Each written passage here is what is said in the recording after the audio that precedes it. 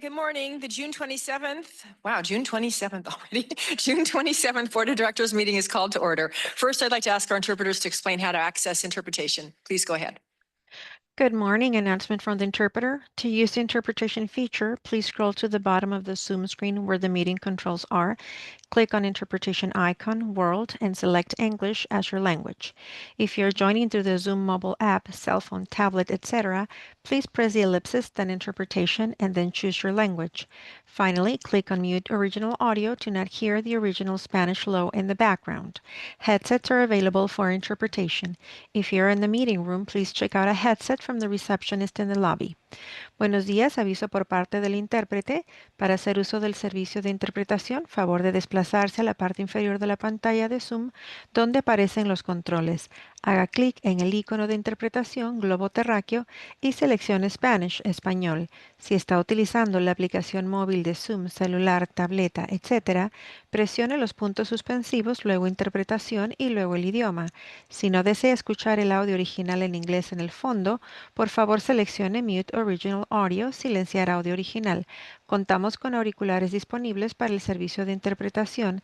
Si se encuentra en la sala de reunión, favor de pedir auriculares con la recepcionista en el vestíbulo. Gracias. Thank you. Thank you. I'd like to take a moment to acknowledge the land that we call home. The tribal nations of the San Diego region have historically faced injustices. We acknowledge the harmony that existed between the land, nature, and its original peoples, who have since endured displacement, persecution, and systemic oppression. We pay our respect to the unceded territory and homelands of the 18 tribal nations in our region, the most in any county in the United States. From 4 cultural groups, the Comaye, the Gueño, the Luceño, the Copeño, and the Cahuilla. This land has nourished, healed, protected, and embraced them for many generations in a relationship of balance and harmony. As members of the SANDAG community, we acknowledge this legacy. We aspire to learn from Indigenous traditional knowledge and experiences in undoing the injustices of the past. Now please stand and join me for the pledge. Ready, begin. I pledge allegiance to the flag of the United States of America and to the republic for which it stands, one nation, under God, indivisible, with liberty and justice for all. Okay, Michael, can you please confirm quorum?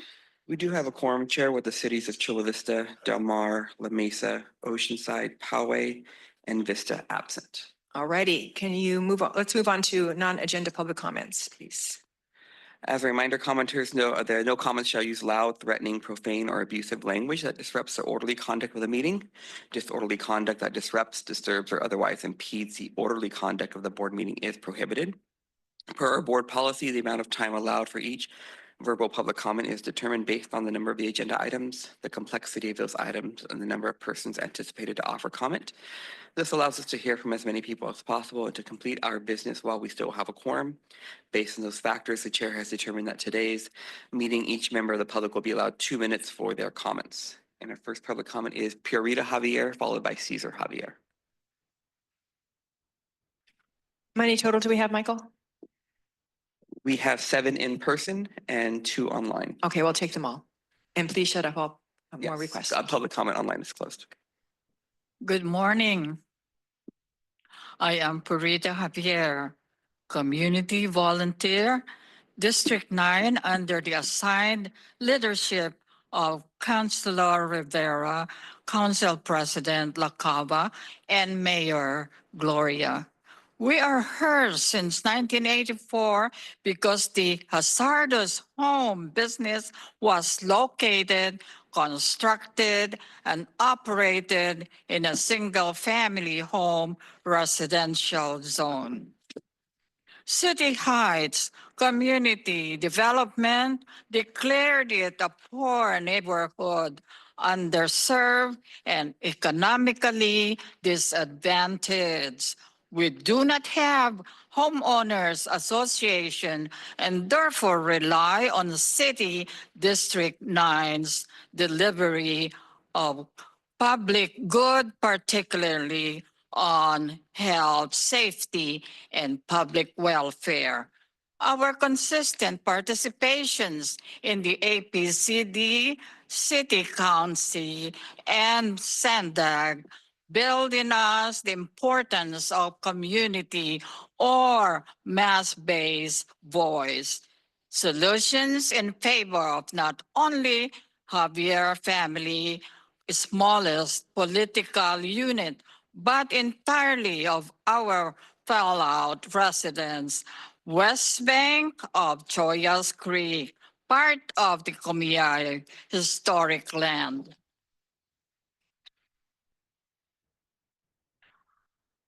Again and again, this is a crisis obtaining in our community, now predominantly Asian and Latino Americans.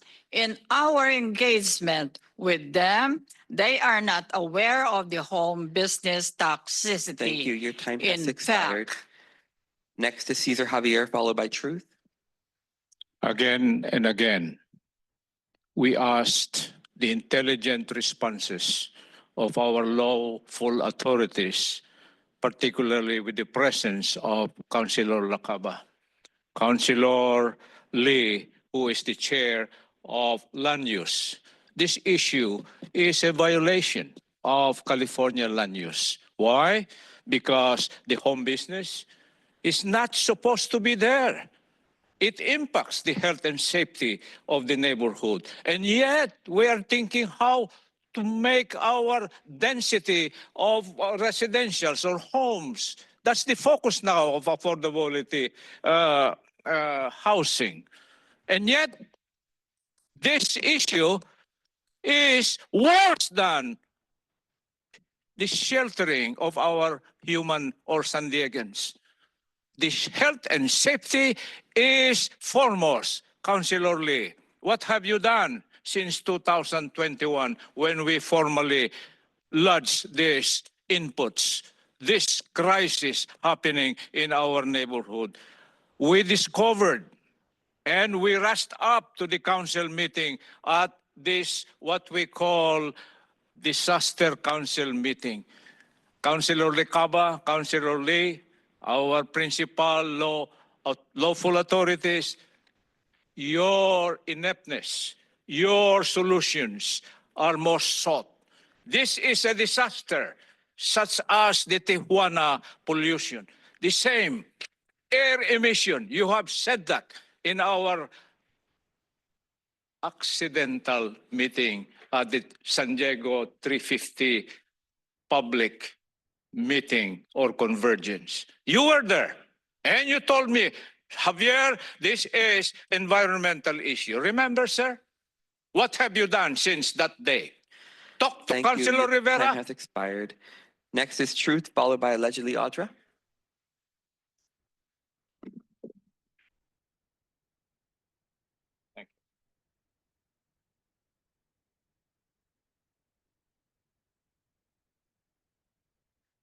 Jayden, when I talked about ending the catering, you're too far away for me to see you taking a big chunk of SANDAG sandwich into your mouth. It was funny, though. I looked at the Gaylord Hotel, you know, that giant monstrosity people in IB have blocking their views of nature. Well, guess what? It stinks. It smelled like Mexico's sewage. The rich tourists are going to love that just like my lungs do. Maybe they'll be thinking of binational trade. Probably not. I went to the SANDAG learning session for South County, held in National City. It was another positive experience in it with a really good community turnout, unlike East County. It was good to see some of the SANDAG crew in Luz as well. And the souvenir I picked up was this SANDAG bike map. I'm unfamiliar with bike boxes and bike signals, but what I am familiar with is the up to $16 million a mile cost of all of these bike lanes. So how many billions do you think all these colorful lines cost in taxes to benefit the 1%? Last meeting, Carolina mentioned the potential 125 toll removal not being a burden on all the county because it would be paid for by the tolls themselves. But then she said there was money contributed from assembly members, so the entire state has been burdened. Plus, Mayor Ron Morrison said at the February 21st SANDAG joint meeting, that quote, 805 Northern Chula Vista, National City, and Southeast San Diego, those improvements got taken off the books so we could make that purchase. That needs to be made whole, end quote. Former SANDAG CFO Ray Major filed a lawsuit accusing SANDAG of discrimination due to him being white. He forgot to add male. I think it's a possibility, but it's not the only form of discrimination that I've seen here at SANDAG. There's bias favoring women in power positions, which is not a bad thing, but it is discrimination. There's the border bias for any project that will benefit Mexico. There's who controlled or currently controls committees, Democrats and Mexico loyalists. And to be clear, I'm not talking about where someone was born. I'm talking about priorities, votes, and deals. Most of this discrimination has been in the past, but I expect everybody here, including staff, to rid yourself of those biases and come together as a county and as a country. There's only one type of division that we need. It's good Thank from you. evil. Your time has expired. Next is allegedly Audra, followed by Sylvia Adame. How's your breakfast? You guys love to eat breakfast and not pay attention to anybody that's talking. It's great. And how do you guys think about that, tunnel that was found in Otay? How cool is that? Why did we shut it down? We love commerce from Mexico, so I don't really understand the whole point of shutting that down. I mean, and how many more are going to come forward with the Otay Mesa East Port of Entry? They seem to love to go into that area from the homes in Tijuana to the warehouses out in Otay. So, but like you guys love to do commerce, so I'm sure that many of you are banking off of that. How many children are being trafficked? Who knows? It doesn't matter, right? And it's interesting to think about what's going on with Iran and the Al-Qaeda terrorists talking about, sleeper cells in America. And it's funny because I did tell you guys about the dog tag I found in San Ysidro from a Muslim soldier. And we've already had leaders of Al-Qaeda in America telling us, you don't know who I am, but you will know very soon. So I guess we will know very soon when these sleeper cells wake up and want to say, fuck you to America because of everything that America has done to all of these countries. So for you guys to sit here and continue to do the rhetoric of thinking that these people came across because they were seeking asylum, that's bullshit. And it's very dangerous for you guys to do that and what you have allowed to take place in our country, like just in the county, but let alone what's going on in the nation. And it's just sad that you guys can sit there. There's people making money off the backs of those people going and coming. Doesn't matter. And it's just interesting that like ALPR is all of a sudden now a thing. That data has been shared and it needs to be. And we already have a trans activist in San Diego calling for the death of ICE agents. So if that happens as well, good for you guys for encouraging it, incentivizing it, funding it, and just saying, welcome to destroy America. So looking forward to seeing what happens. Thank you. Next is Sylvia Adame, followed by William Perno.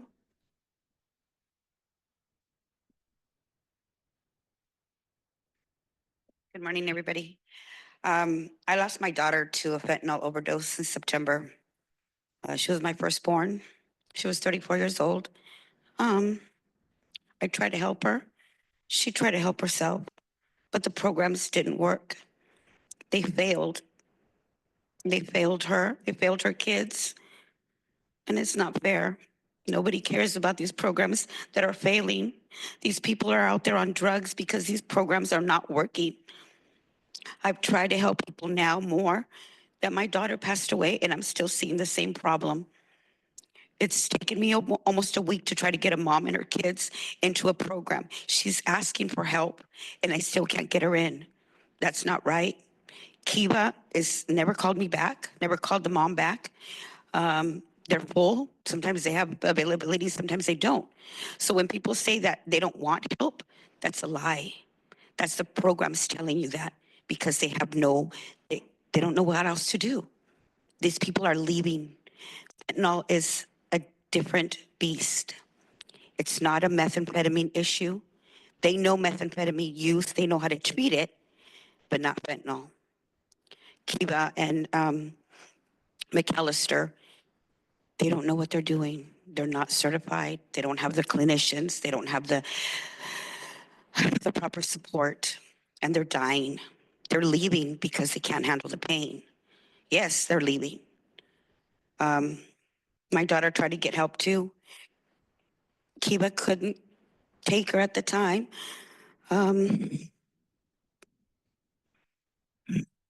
When they need help, they need help. They don't have time to wait. This mom has been waiting for 5 days. She's been clean for 22 days. They had to take her to Oceanside today to see if they can help her. You guys need to do something about these programs because these people are dying. I'm now raising my grandkids. Thank you. Your time has expired. Sylvia, we're very sad for you. We are a transportation agency, and I think where you would get some help would be at the county. So you tried. Okay, so perhaps your county supervisor themselves would be able to. I've been speak to the with you. mayor's office. I've been to several places. We need Narcan. We need Narcan at 20 stations. Yeah, we understand. Okay, that's a good point for us. We'll take that into consideration. Thank you. Next is William Perno, followed by Casey. Oh, the sheriff can get you Narcan. I was just informed. And the U.S. attorneys as well.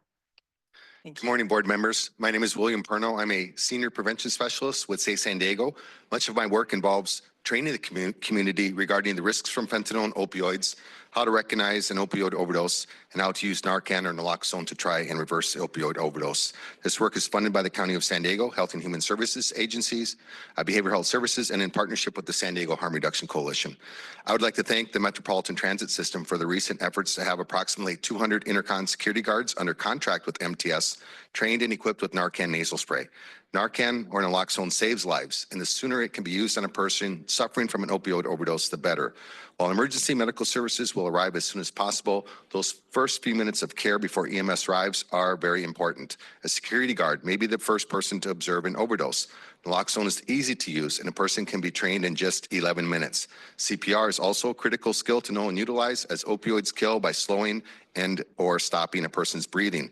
I would like to note there are several other government agencies that have private security guard companies under contract to provide security at local government buildings open to the public within the County of San Diego and incorporated cities, including in this building. It would be wonderful if these private security guard companies, including Intercon, under additional government contracts, ensure their employees are CPR trained and equipped with Narcan or naloxone nasal spray.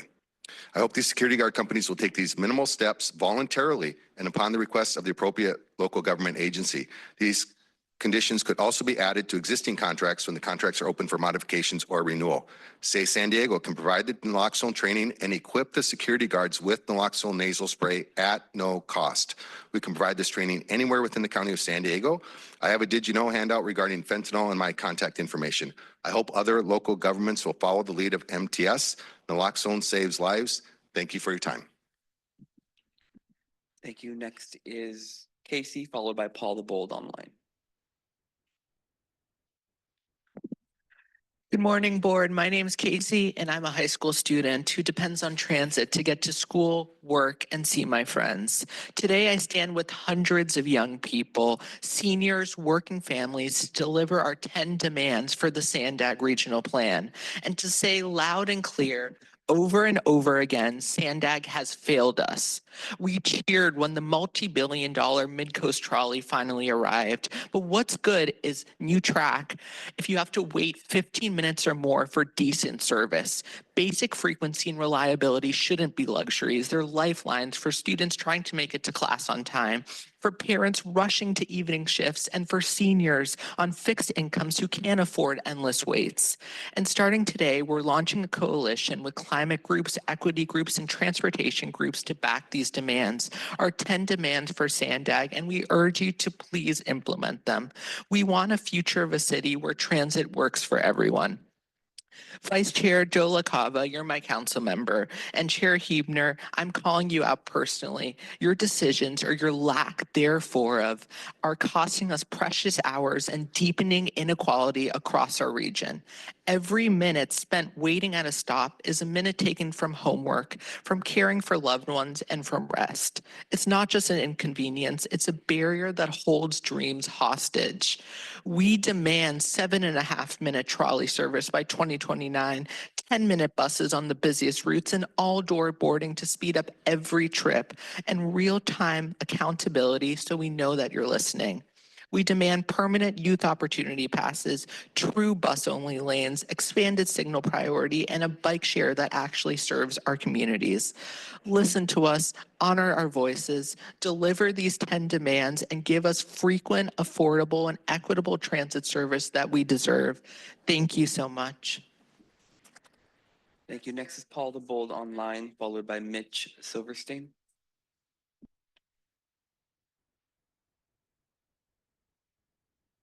Go ahead, Paul.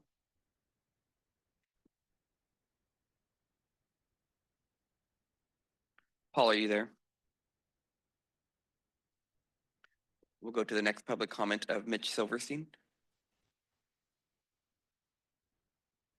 Hi, can everyone hear me? Yes, go ahead. Thanks. Mitch Silverstein, Senior San Sorry. Diego. Oh, we got Paul too. Sorry, Paul, you'll be next. Mitch, go Okay. ahead. Thanks. Mitch Silverstein, Senior San Diego Policy Coordinator at Surfrider Foundation. My comments are in reference to the updated NOP for a draft EIR for the Lausanne Rail Realignment Project. Surfrider's long advocated for moving the train away from Del Mar's eroding bluffs in order to preserve our irreplaceable beaches from seawalls and other coastal armoring that keeping the train in place requires. Also, the safety and reliability of rail transit in San Diego County and beyond requires moving the train off the bluffs. SANDAG's been fighting a battle against Mother Nature for over 20 years to prevent that train from crashing onto the beach below. The fist fight only gets worse with climate change and sea level rise. Or, as one of our volunteers so eloquently put it, trains shouldn't be on eroding coastal cliffs. Duh. Scoping comments are due Monday, but I want to make sure the board is aware that the new option being studied, the Del Mar double track reinforced alignment, is actually not a permissible use of the $300 billion in state funding that SANDAG accepted to fund this environmental review. The project summary from the updated master agreement between the California Department of Transportation and SANDAG that governs how this money can be spent is as follows. The program supplement allocates $152 million for the project approval and environmental document phase of a project to move a portion of the Lausanne rail corridor in the city of Del Mar that faces risk of collapse from bluff erosion and realigns the rail corridor with the double track and an underground tunnel system through the coastal hill of Del Mar. This master agreement is signed by SANDAG's chief financial officer. Similar language can be found throughout the document and the 2022 staff report for accepting this money that the board voted to approve. My point here is that SANDAG's already committed to relocate the train multiple times in the past 15 years, and the state funding allocated was predicated on that commitment. So why has the agency backpedaled on this promise to reevaluate leaving the train in place? Surfrider asked the board to reconsider that spending state money on the Del Mar double track reinforced alternative in this draft EIR constitutes an improper use of state funds. Moving forward with studying this alternative could expose SANDAG to legal liability and could jeopardize the remainder of the $300 million in funding and compromise future state funding towards completion of this project. Thank you, Mitch. Your time has expired. Next is Paul the Bold, followed by Blair Beekman in person.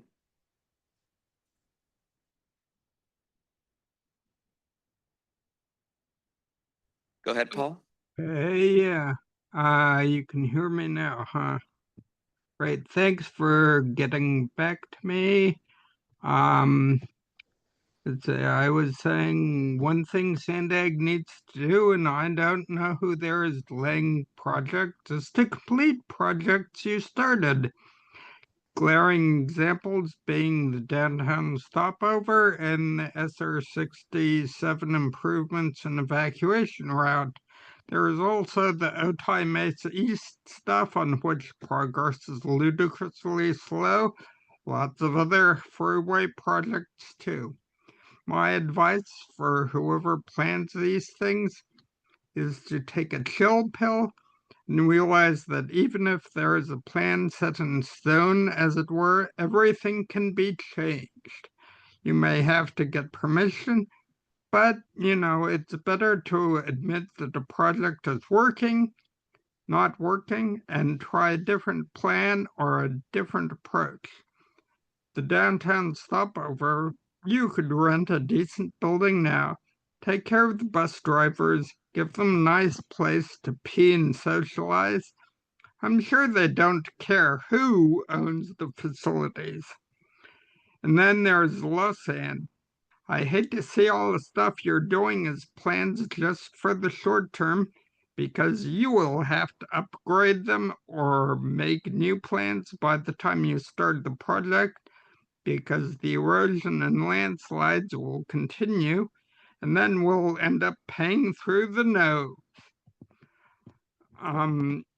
You should do things like I suggested, which is route the track up the I-5 corridor and through the existing transit facilities, and then through Duluth, and it's better connection. Thank you, Paul. Your time has expired. Next is Blair. Our last public comment is Blair Beekman in person.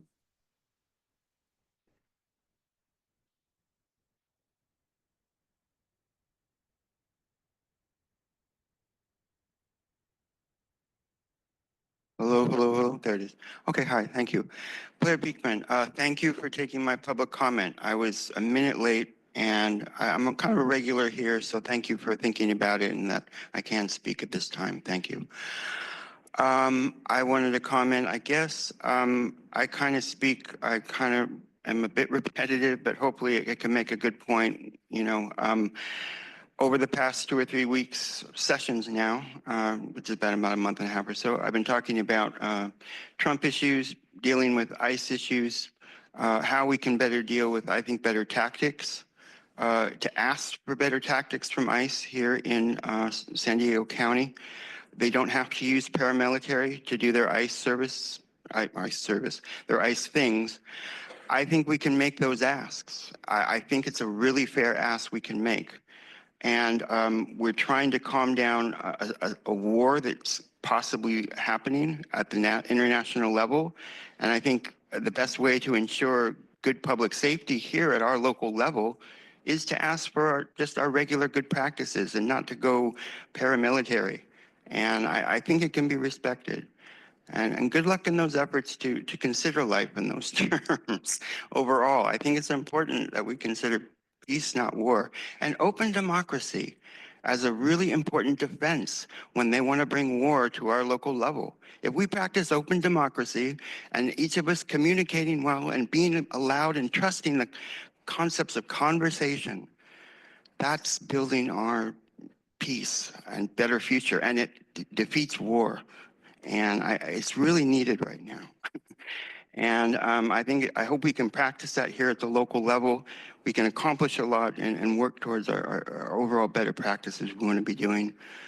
I had a little bit more to say. Thank you for, I hope that's a good goal we can be considering in our work here in the following months. Thank you. That concludes our non-agenda public comment, Chair. Thanks, Michael. All right, on to board member non-agendas. I'll start with Mayor Jones. Thank you so much, Chair. Okay, so just a couple of things. I just wanted to bring up the tribal seat, still working for that, the tribal seat in the county planning group to be voting seats. And then I wanted to add one other thing. On the Chief Executive Officer delegated actions, we're going to be talking about sole sourcing a little bit later, but on procurements, I wanted to make sure that it seems to me that it would be prudent for us to have sole source under the CEO delegated actions. So anytime that something's happening, we're just aware of it as it's happening in real time. We know that it's not something that we would do on a regular basis. So you wouldn't have to, most of the time it would be nothing, no update, but it would be good to have an update so that we know if any sole sourcing is going on at any given time. So that would just be my suggestion. Thank you. Great, thank you. Very good. Gil Cabrera, you have some exciting news for us? It's the only reason I talk, right? Two updates on the airport. First, in early June, we opened the second and final phase of our new Terminal 1 parking garage. So we now have over 5,000 additional spaces of parking available for folks. So that'll be a much more convenient experience. We are on track, on time for our new terminal, which will be opening in about, by my count, 85 days. So we're very excited about that. We look forward to sharing that with you.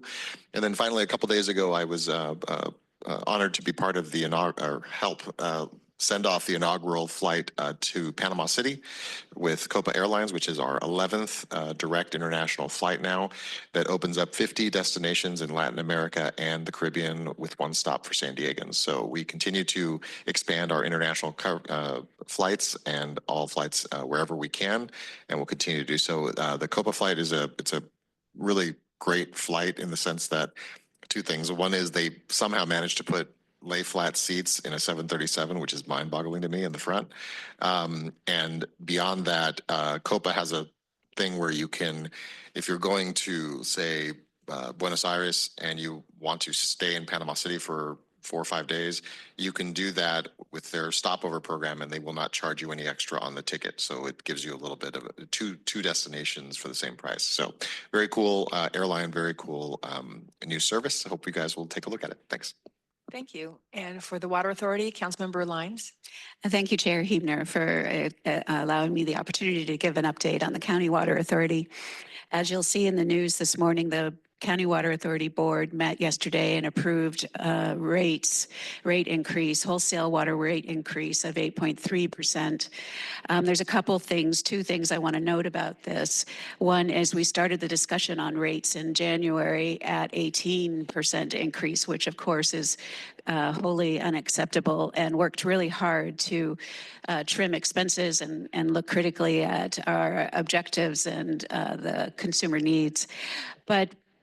But maybe even more significant is you might have also seen in the press in early June that the County Water Authority and the Metropolitan Water Authority signed a settlement agreement to resolve a 15-year legal conflict that has really tied up both agencies.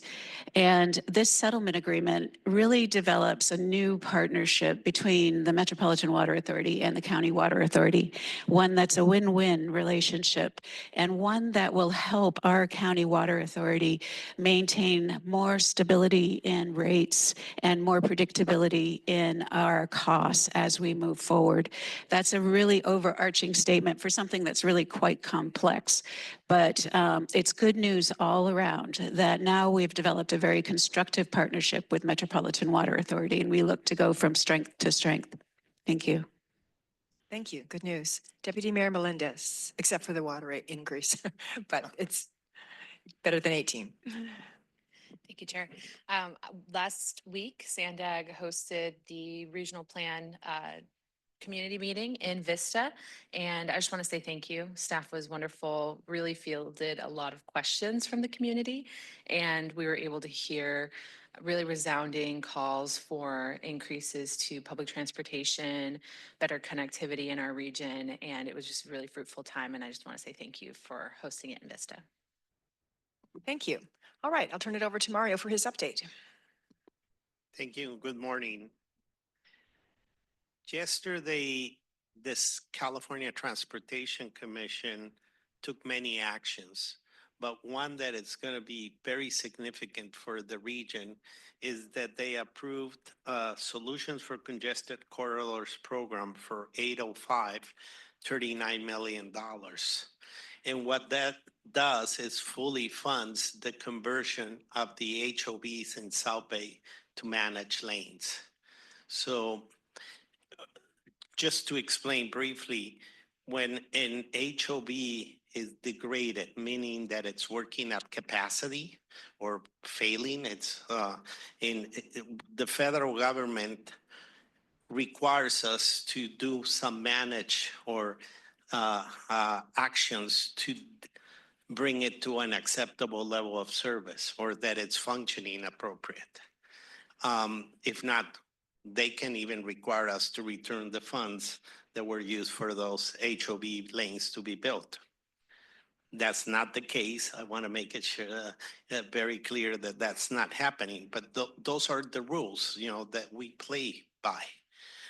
So by the CTC fully funding the managed lanes for the 805 in South Bay, it means that the conversion project, the HOV to manage is fully funded, and therefore, what we've been talking for years in this region, the first project is now fully funded, and Caltrans is working on implementing it. So in the future, we will have a discussion on managed lanes. What are managed lanes? What are the strategies that can be used? The pricing elements, if there are some.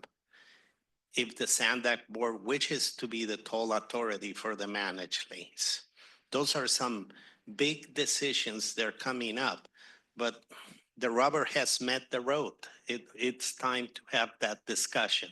So I wanted to just bring it up and not just announce that we got a grant. I wanted to explain a little bit what's behind that fully funding of that element. In other news, yesterday we had our first city managers meeting here at SANDAG, where we got together with virtually and in person with a great majority of the city managers for the region. And the spirit behind it is having a conversation and a flow of information. We talked about housing mandates, how we're all dealing with it, the fiscal environment that we're all dealing with. But more importantly is how to build those partnerships. In these times of limited funds, limited resources, we all have to leverage each other to be able to accomplish things. So it was an incredible meeting. I appreciate all the city managers who took the time, and we will be scheduling our next one in the near future.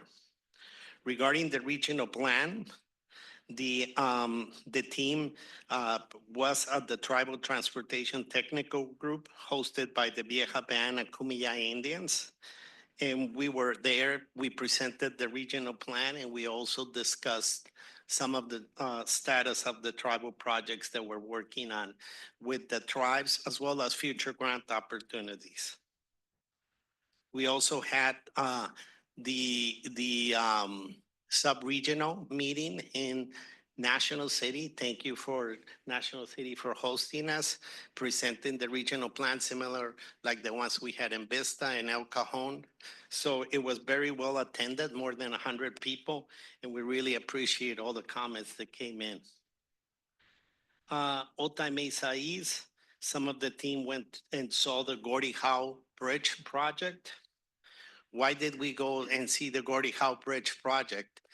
The Gordie Howe Bridge in the northern border it's been a similar project that Otay Mesa East, and it started at the same time. When we were able to secure in 2008 the first presidential permit, the state of Michigan actually leaned on us to see how we were able to do that. They've gotten ahead on other functions on their border project, and so we always been exchanging information. They're under construction right now, and it's a very a modern project, a large investment that's going on. On the Lausanne realignment, we will begin some geotechnical testing on some of the routes. We will be asking for permits for that.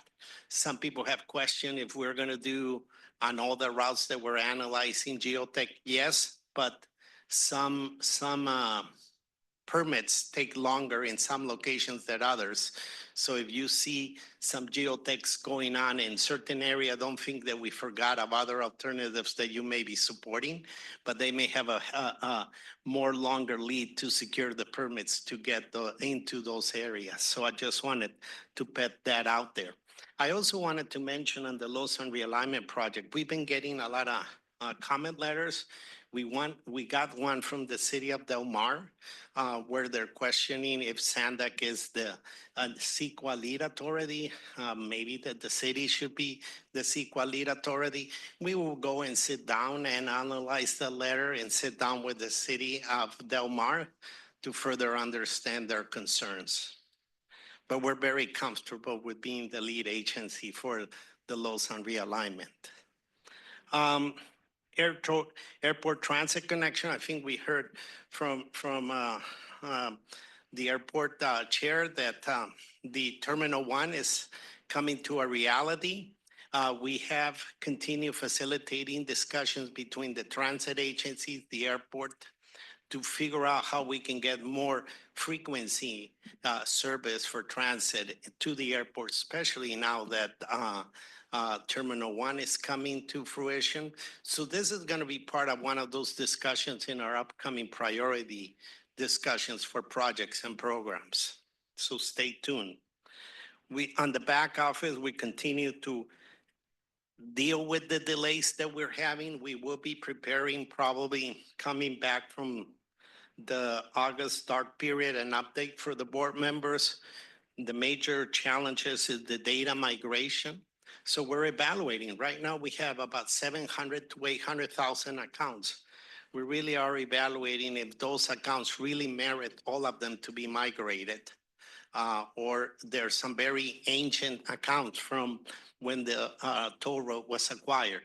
So we really need to look at the best value and see if we really need to bring in all that data or any of the data, so that we'll be briefing you on all that. And finally, some construction updates. The UCSD Blue Line closure is going to occur on Saturday, June 28th, and this is due to some work at the Bayshore Bikeway segment of the project. So this is going to be happening tomorrow. That concludes my update, and just a reminder that July 4th, our offices are closed. Thank you. Thanks, Mario. Mayor Jones, did you have a comment? Yes, I had one request and then a question. So the first request is on the tribal update for the projects that are ongoing. Can you send those to the board as well? And then on the managed lane discussion that you were referring to, is that a managed lane? The discussion, is it the conversion of HOV lanes and not the conversion of general purpose lanes? That's correct. The first statement. In South Bay, there's about 8 or 9 miles on 805 of an HOV lane. It works at capacity, or it gets degraded. It gets basically in gridlock in the mornings. So we have been looking into that, but also there's been movement with applying for grants, and Caltrans has been researching that on converting it to manage. So it will be an existing HOV lane to manage. And this grant will fully fund the project to move it to implementation. Okay. And the only reason that I asked that is, you know, of course, in the 21 plan, it was, there was some discussion of converting general purpose lanes into managed lanes, which I'm adamantly opposed. So I just want to make sure this wasn't a different discussion talking about the same thing that I thought that we had already given direction on. So I just wanted to double check on that. Thank you. Thank you. I do. Joy. Robin Joy. I have a question for you, Mr. Orso, regarding the 2025 draft regional plan and the public sessions to gather comments. I know that the unincorporated area is listed as a virtual only.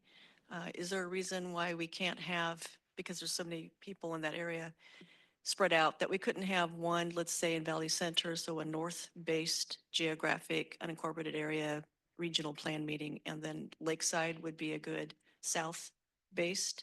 And that way it would be in the unincorporated area and for unincorporated area feedback. Thank you. For sure. We can work on implementing that. Thank you, Mayor Wells.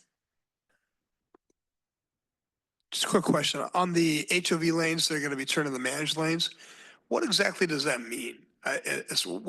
What's going to happen on these managed lanes? Is it going to be an extra cost to the public, or how does that work?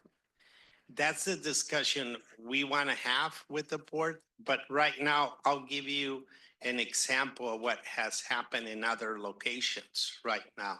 So like in Orange County, or like on our I-15, which it will be pretty much like the I-15 one. The board can decide to have 3+ instead of 2. So that could be that that lane will now require 3 people to drive it instead of 2, that HOV, and they drive for free. And then that we may sell during non-peak times that capacity, meaning having a transponder required. Now, with managed lanes, there is an element that people will be required to have a transponder with them, so they can put the toggle and put in if there's 2, 3 people. If they put on the transponder 3, then they won't get charged. If somebody's driving it and it doesn't have a transponder, they can get a citation. If they have a transponder and they have 2, they'll be charged a fee like $5, $8. I'm not saying that's the fee. I'm just giving you some examples of what's happening. Very similar to the I-15, very similar to the 405 managed lanes in Orange County. That's one of the scenarios, the most probable ones. Would one of the options be to get rid of the HOV lanes and just make it a regular lane? Then we would have to pay the federal government the cost of what they subsidize for that lane. What would that be? In the billions or in the hundreds of millions. Okay, thank you. Yeah. Thank you. Informative. All right, I see no other member comments, so let's move on to the consent agenda. Michael, do we have public comments on the consent agenda? We do. We have 4 in person and 2 online. And just to note for the record too, that the cities of Chula Vista and Vista are present. Thank you. First up, we'll have Caesar, followed by Truth.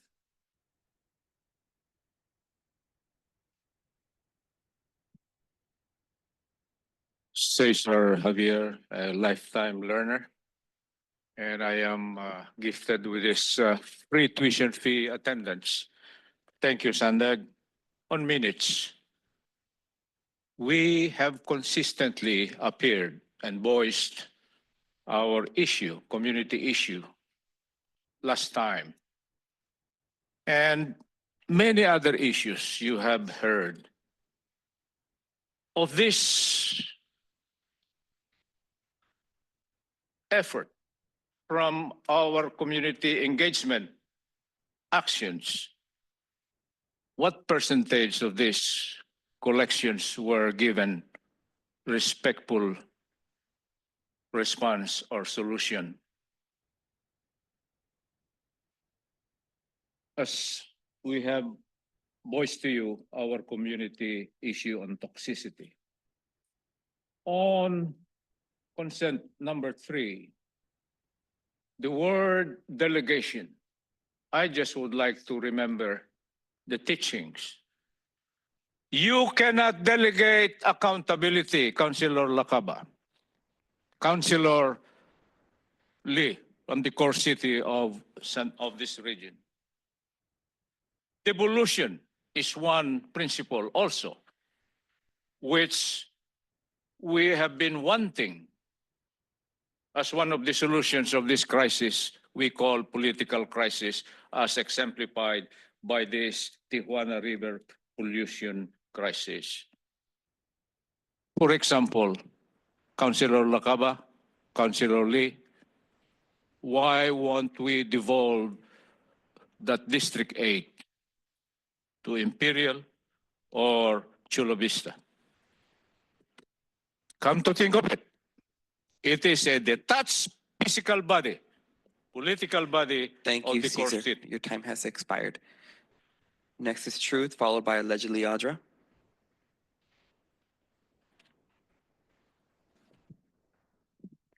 Item 2, the minutes say Katie attended remotely, yet Katie was not shown on Zoom the entire meeting like she was supposed to be, as the law specifies for remote participation.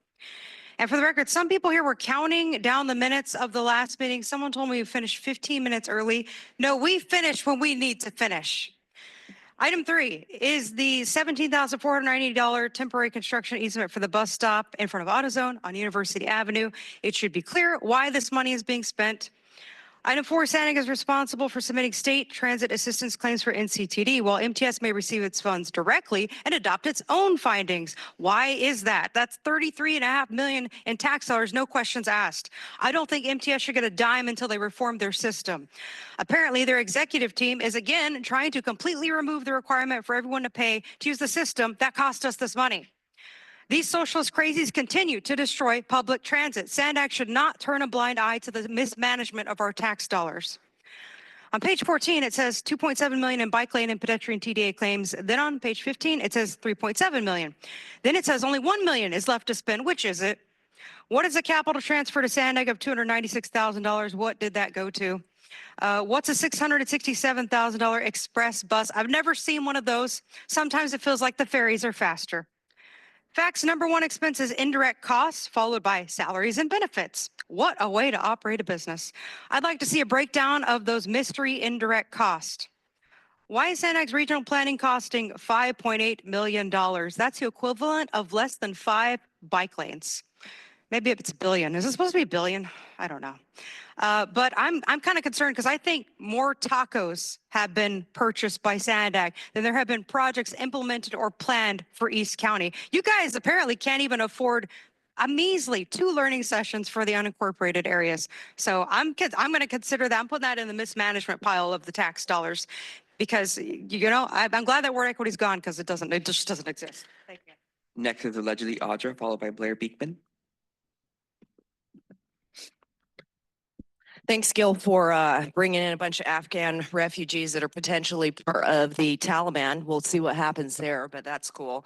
And then also being an airport, it was interesting to be told that it was on a need-to-know basis why people were flying without IDs. So, yeah. All the things that lead us to where we're headed. Anywho, yeah, whatever you guys are doing with these managed lanes is going to be ridiculous. Like, I don't know how much money you guys need from the people to actually do something beneficial for us, because it doesn't matter how much money you get, things continue to get worse, and like the roads are crap. But you seem to love to put these bike lanes in that nobody uses and spend a lot of money on that. You might as well pave them with gold.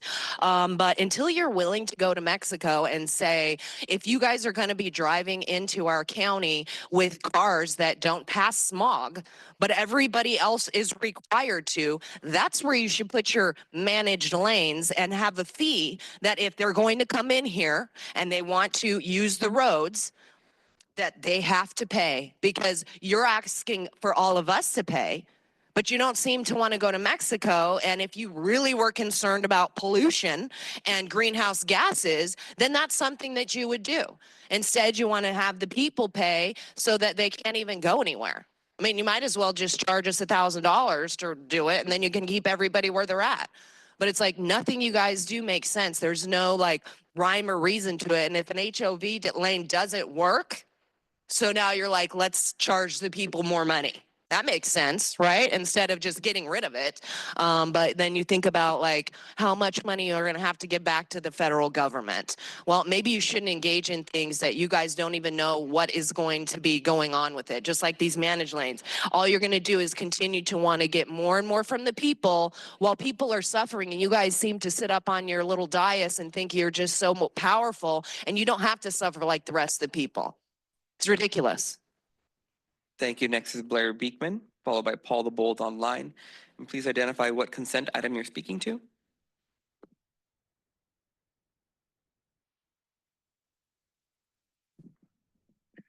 Hi, Blair Beekman, items 2, 3, and 4, all of them. Just first, a thank you to openness and accountability. We all have our own ideas of it, what it can be. Let's hope we can bring it here well. Yeah, so with ideas of 3 and 4, Chief Executive Delegation actions about investment security transaction activities. I learned important words at, Transportation Committee last week, that there's upcoming items about how to deal with the future of our budget issues overall at SANDAG. It was really interesting. In 2028, we're headed for some really headwinds, real difficult times. So I just wanted to mention that. Good luck how we can talk about that. Thank you that we have 2 years to prepare and come up with creative ideas that's more than just fare increases, I'm hoping. For number 4, Transportation Development Act and State Services things, that's north and regular MTS services issues. Thank you. And to speak to the approval meeting minutes, you had items 5, 6, and 7 in some way to me, quarterly project progress budget update things, Federal Transit Administration funding dollars, and draft regional plans for public engagement events. All of those things to me can relate to the low sand corridor issues. And I'm good luck with the most northern design. That's not really in our maps yet, but I think it avoids houses, it avoids lagoons most. It's really interesting. Is there a danger concern involved? Good luck in working on that. It's not a high-speed rail future. So good luck how to really work on it, if it's a danger or not. Thank you. Next is Paul the Bold online, followed by Consuelo.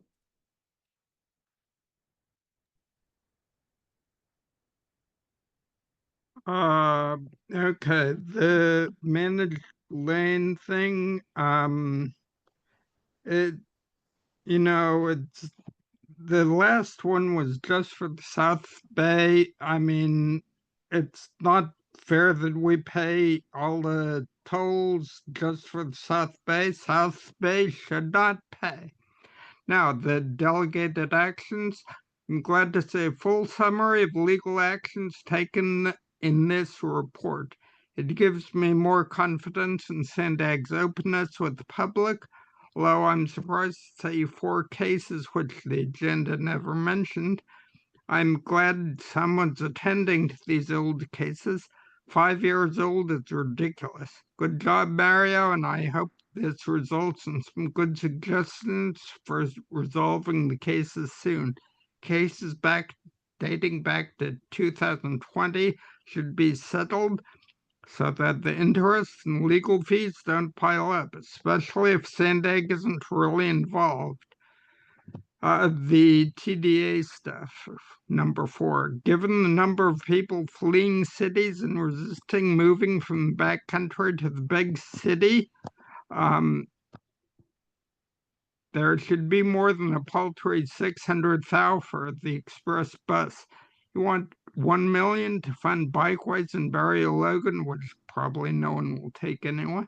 This sounds like an estimate and should be more certain. A $1 million set aside won't get you far if the estimate is too small. You want 1.7 million to fund uptown bikeways. Hope safety is improved and Mayor Jones' suggestions are followed. Otherwise, these are both wasteful. The rest of it looks okay, but the above items need amending. On the meeting minutes, the seconds, back to the name of... Thank you, Paul. Your time has expired. Next is Consuelo, our last public comment. Okay, so Consuelo here, and I was on the queue for non-agenda, by the way, but that's fine. I see how it is. Okay, so I'm going to speak on 4. Yeah, this is the Transportation Development Act and the funding request for bikeways and bus projects. Okay, so these bike lanes are ridiculous. Let's first start off with that. They sit mostly unused because they were never truly meant for us.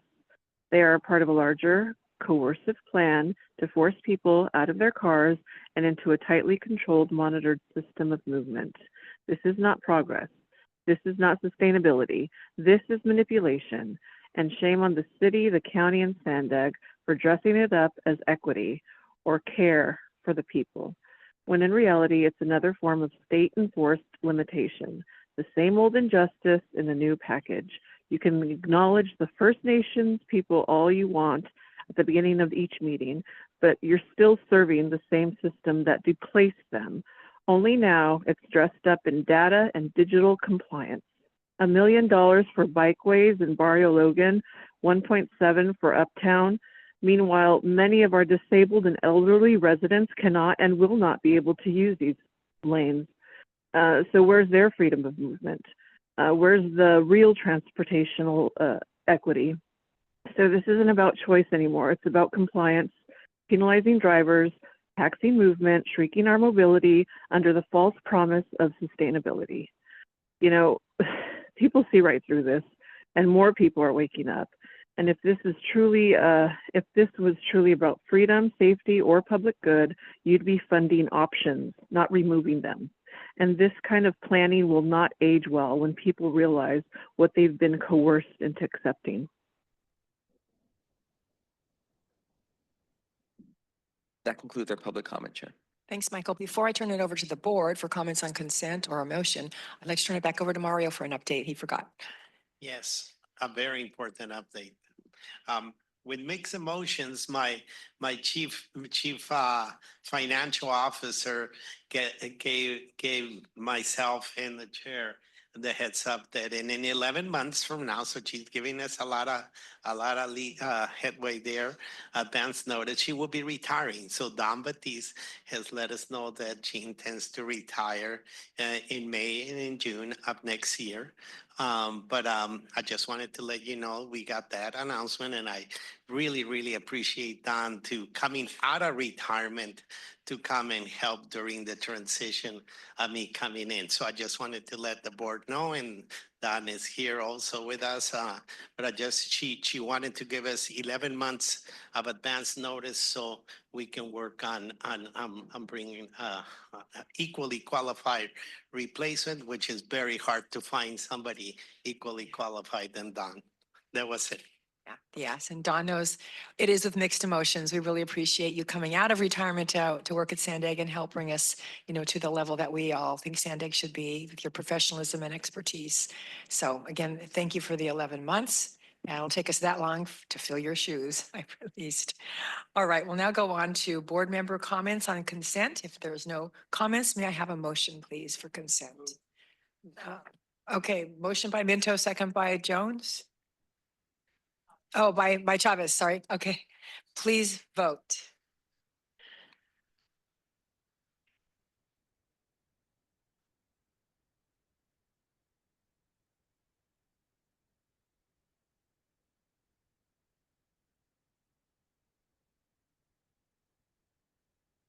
The motion passes with those members present. Very good. We'll now move on to the Specialized Transportation Grant Program funding recommendations. Allie is here to give the presentation. That Jenny? Sorry, you're too far away. Sorry, we changed it up on you in the last minute.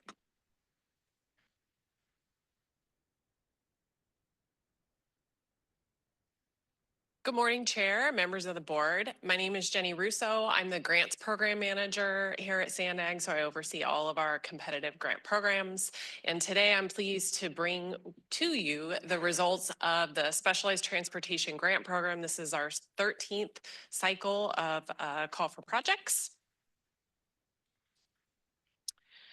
So with some background, this program funds vital transportation for some of our region's most sensitive populations, including older adults, individuals with disabilities. The services help bridge the gap where bus and rail service doesn't go, or where additional support like door-to-door service or wheelchair accessible vehicles are needed. Funding for the program comes from two sources. The first is the Federal Transit Administration Section 5310 program, and the other is the Transnet Senior Mini Grant Program funded through the Transnet Ordinance. The funding is allocated through a competitive process that's held typically about every 2 years. So this slide shows the differences between the two funding sources. There's really only two things I kind of wanted to highlight for you this morning. First is the Section 5310 program covers just the urbanized area of our region. This is because Caltrans has responsibility for conducting the funding for the rural portion of our corridor. So it is covered, it's just not covered by the portion that SANDAG is managing. And then the Transnet portion of the program funds the entire county. The second piece of it is that the Transnet Extension Ordinance requires that the senior mini grant funding be awarded competitively, while the FTA does not require a competitive selection process. So as part of your review and approval of the call for process last June, you voted to retain discretion over that Section 5310 funding, subject to what the FTA requires, and it's mentioned for you in the report. So our process began last year. We went through a robust stakeholder engagement process. The Transportation Committee provided some feedback, and ultimately you approved the release of the call for projects in June. Following a 3-month application period, our applications were scored using that criteria that you approved. Then our data science department reviewed the scores for consistency and helped us finalize those results. And the funding recommendations that you see today were based on the final results of that scoring process. So this slide is just a refresher for you of what was included in that evaluation criteria. This is what we use to evaluate each of our applications. Since our program typically receives repeat applicants, we do have a past performance adjustment that's included, and this helps us to try and discourage poor performance and reward strong performance by our prior grantees. So the past performance adjustment is not applied to a new applicant, obviously, because they don't have performance, or anyone that didn't have a project that had performance in the past performance review period. So trying to level the playing field there. We had 4 evaluators for senior mini grant, and we had 3 for section 5310. These evaluators are not SANDAG staff. These are volunteers that come and help us review our projects, and they have experience providing services for the specialized transportation population. So one of them was a specialized transportation user, 2 of them had experience in grant writing and grant management, and 1 of them had experience in older adult caregiving. So the chart on this slide shows the amount of funding that was requested through the program, which is the bars in orange, compared to the amount of funding that we had available in pink. So what you'll notice, and this is very similar to our prior cycles, we were really oversubscribed. It's about 31% this round. So 12.4 million was what was requested when we had 9.5 million available. So you can see on the right is the summary overall of both programs, and then the 2 charts in the left and the middle are the 2 individual funding programs. So we continue to look for funding that we can add to this program. It's part of your legislative agenda that we know that this service is really vital, and as much funding as we can find to keep adding to provide grants back out, we're going to continue to do that. So for Senior Mini Grant, we have 6 projects from 5 nonprofit organizations that are recommended to receive an award of $2.8 million collectively. This funding supports volunteer driver programs, information and referral service, and rideshare service. Descriptions of each of these individual projects are included in attachment 3 or page 52 if you want to see them in more detail. When considering the call for projects last June, you approved a sole source of 26% of the Section 5310 funding for FACT. FACT is a nonprofit organization that was designated by SANDAG in 2006 to coordinate transportation services for the specialized transportation population throughout our region. The sole source awards are shown for you on this slide. $1 million of that will be used to provide service like trip planning, referrals, and collaboration with other organizations and agencies. And the remainder will be used for providing actual trips to individuals through the Ride Fact program. The remaining amount of Section 5310 funding available for the competitive portion of the program was then $4.9 million. So through the Section 5310 competitive process, we have 28 projects from 9 different organizations and local agencies recommended to receive funding, as shown on this slide. Through these projects, we'll purchase 21 accessible vehicles, a fleet software service, volunteer driver programs, and travel training, all for older adults and individuals with disabilities. And the descriptions of these projects are shown on attachment 2 or page 37. Oops. Production, if you could flip that back for me, I'd appreciate it. Thank you. So this map shows the project service areas that are recommended to receive funding, with the most concentrated areas shown in the dark green color. The projects that will provide funding for our organizations that serve the entire region. You'll notice that most of our providers focus on destinations in the central and eastern parts of the county, including San Diego, La Mesa, Lemon Grove, and El Cajon. And as I mentioned earlier, the rural portion of our county isn't represented on this map because that's shown by, or it's funded through Caltrans on their portion of the Section 5310 program. So if we could show that shading on here, you'd see it going out a lot farther into the rural parts, but this is just the portion of the funding that SANDAG has.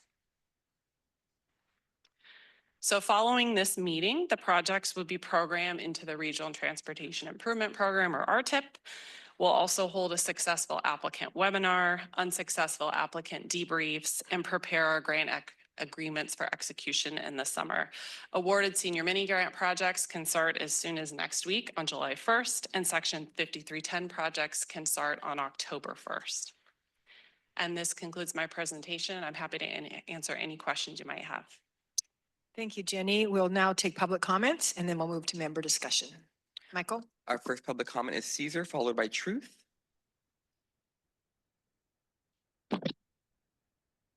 Cesar Javier, like a curious input from grade 5, solution on reduction of air pollution. we have a question and some kind of relief because number one, we have something for discussion for the elders, the sick and dying people who could be moved from point A to B via land, air. What about water? We haven't discussed about transportation via this vast Pacific Ocean. Do we have that capability? Water transportation. We haven't heard. Why? This could be another way to transport seniors and elders because we have the clean air coming from the Pacific breeze. Why not? This is just like a question from grade 5. Councilor Lacaba, Councilor Lee, the core city where we have that coastal territory wide open that could be used for mobility, circulation as one of the centerpiece of SANDAG. I say this because we are in the front line of this level of longevity. Councilor Lacaba is younger than I am by the looks.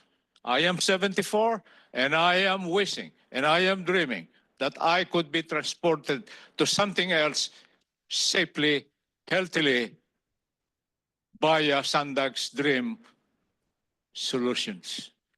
Again, this is a grade 5-like question. Why not use water transportation? Thank you. Your time has expired. Next is Truth, followed by allegedly Audra. Everybody knows I concur with ferries. This is an underfunded form of transportation because no one here has advocated for elders or those with disabilities to have expensive custom neighborhood electric vehicle rides for free. Somebody focused on the children who don't really need help when they have parents and are just going to stop using public transit as soon as they get a car. While our elders usually have no one to care for them or drive them where they need to go. They may not be the future, but they are the present and they matter.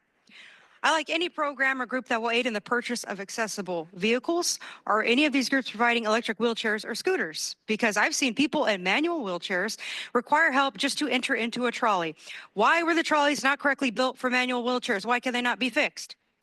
Is St. Madeleine Sophie Center really going to receive $388,000 in mileage reimbursements? So much for VMTs and GHGs. Is SANDAG really buying these groups new cars or just funding upgrades to make them accessible? No to those who can no longer profit off of human trafficking operations in our country, like Jewish Family Services, who's being kept in big business with multi-million-dollar contracts with the city of San Diego for a shelter, and this $8.3 million plus transportation contract with SANDAG. No to propping that criminal organization up.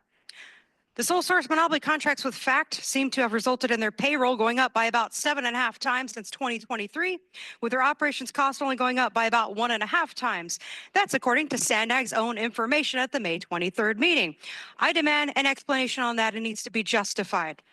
I also demand an explanation of why SANDAG data science got more data wrong. Why were past performance adjustments incorrectly calculated due to the inclusion of older STGP grants? What kind of omission is that? This item says these grants must be executed by July 1st to prevent a gap in services. Was this presented to the board last minute? Is that to create pressure or to fix their mistakes? What's going on with the data science department? Why are they failing on data-driven accuracy and succeeding on data-driven deception? Thank you. Next is allegedly Audra, followed by Blair Beekman. Yeah, Jewish Family Services should absolutely not even be a chair on this board, be a part of this board. They were trafficking the children that were coming across the border as well as the adults. And they're money whores. They go and they, just like all these other NGOs, they go and seek any kind of funding they can get to profit off of people suffering and hardly provide a service because they actually aren't doing a good job providing their driving service, because there's a lot of people that are denied the service because they don't fit the requirements. And it's interesting that in your things here, you're talking about a maximum amount that can be gotten, and they've exceeded those amounts. So I don't really know why you would put that in there. And, you know, when you're trying to get all these electric vehicles, the sad thing is anything the government does, it's like an 80-20, 90-10 type of a thing. You put all this money into salaries and benefits and all this stuff, and then as soon as a program comes around, you're like, we got 10% to spend on that. That's nice. It's not racketeering or anything like that and putting money into people's pockets and not even providing a service. But then you come after the people and you go, we need to charge you more so that we can actually provide you the service. But really what that does is that still goes 90-10 and goes into the pockets of the people, because you got to pay their salaries for doing absolutely nothing. And, you know, to be able to provide this type of stuff, wheelchair vehicles are very accessible. They're not very expensive, depending on which ones you get. I used to be paralyzed and in a wheelchair, so I know. I used to drive one. But it seems that you guys want to spend more money on getting electric vehicles, which impede your ability to help more people because they cost so damn much, or that's just what, you know, the government pays for different things like that, because you know that they're always going to charge the government more for whatever service there is, right? So you guys don't mind just paying an arm and a leg for something that's worth a penny. It's just sad, because you should, with all the money that you guys take from the people, be providing things, and you really suck at it. Next is Blair Beekman, followed by Paul the Bold online.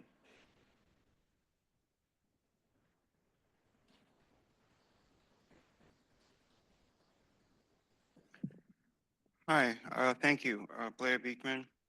My word just cut out. Okay, here they are.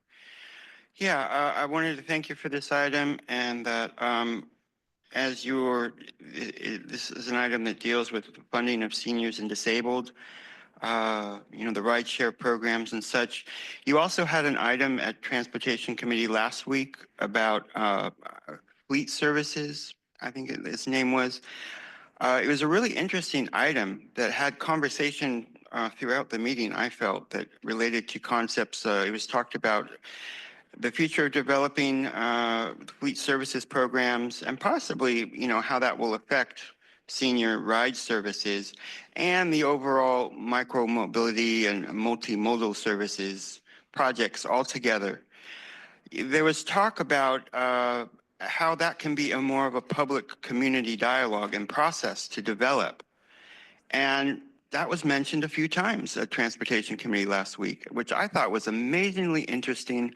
I wanted to write you guys letters and thank you for that, and I haven't. And now is the time I can thank you. That real good luck in making that. You just try to involve the community into the process, and you're just considering the idea. Good luck to really do it. I think it'll really help. To San Diego, the city of San Diego has just been going through a lot of budget issues and a lot of, trash issues, ADU, the future of ADU. All of this thing needs community input and dialogue, and they're getting it. And it's developing a really, I mean, man, we're really going through it in San Diego at this time. And it's the public process that what is happening, and it's nice. That is what I'm hopeful for. Good luck that you can learn lessons from that and develop here to bring the community into this dialogue in whatever you're doing. Fleet services is what we're talking about here for me. Thank you. Next is Paul the Bold online, followed by our last public comment, Consuelo. Hi, Paula Bold. Senior and disabled transportation is a very important service. However, I have questions about the details. After the scathing sole source audit especially, there are 2 contracts to provide dial-a-ride service. This is by no means a unique thing. Why not competitive? And the 3rd sole source just seems to provide more of the usual services. What qualifies it for sole source? The specific reason for going sole source should be provided, not a generic one. Too many NGOs with shady reputations. Then why do you need to purchase so many vehicles at a time? Is it a new project, a major expansion of service? Did this many vehicles break down? And why are prices different within the same class? The SGTP monitoring checklist looks pretty thorough. In fact, I wonder how much extra time it will take to complete. Maybe it would be better to include some stop, go to section, whatever items like the IRS tax schedules. This is a good program, and with a few minor adjustments, this could be a very good program cycle. Thank you.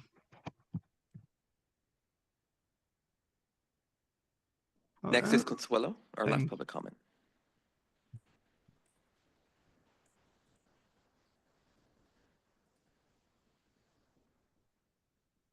Go ahead, Consuelo.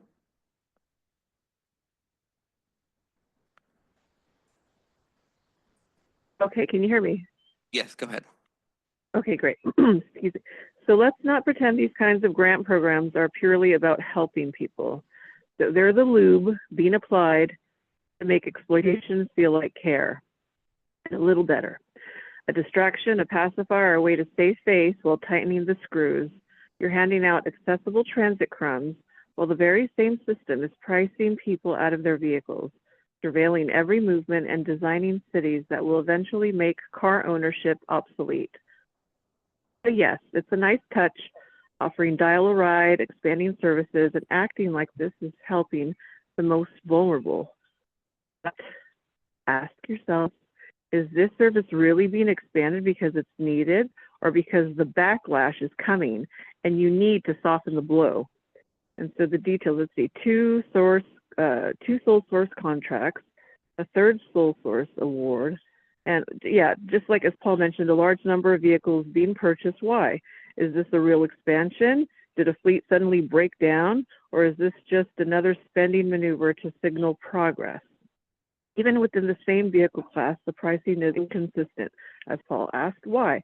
And yes, the STGP monitoring checklist looks thorough, but let's be real, how much administrative burden is it creating for providers who are already stretched thin?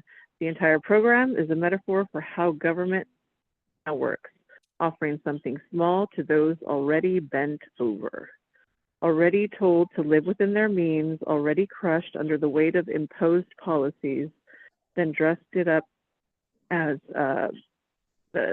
generosity. It's not compassion, it's PR, and deep down, many of you know it.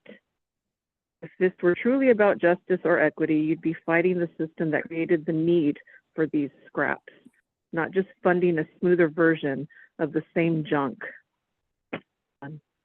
Thank you. That concludes our public comment, Chair. Very good. On to board member comments. Councilmember Fisher. Thank you, Chair.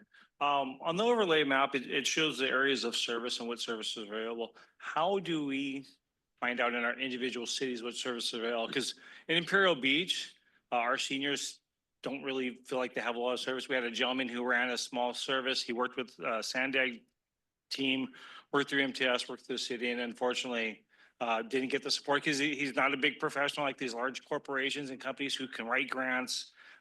He just provided an amazing service, and because of the lack of funding, he had to shutter, so our seniors don't have any door-to-door service. And so how do we get that information?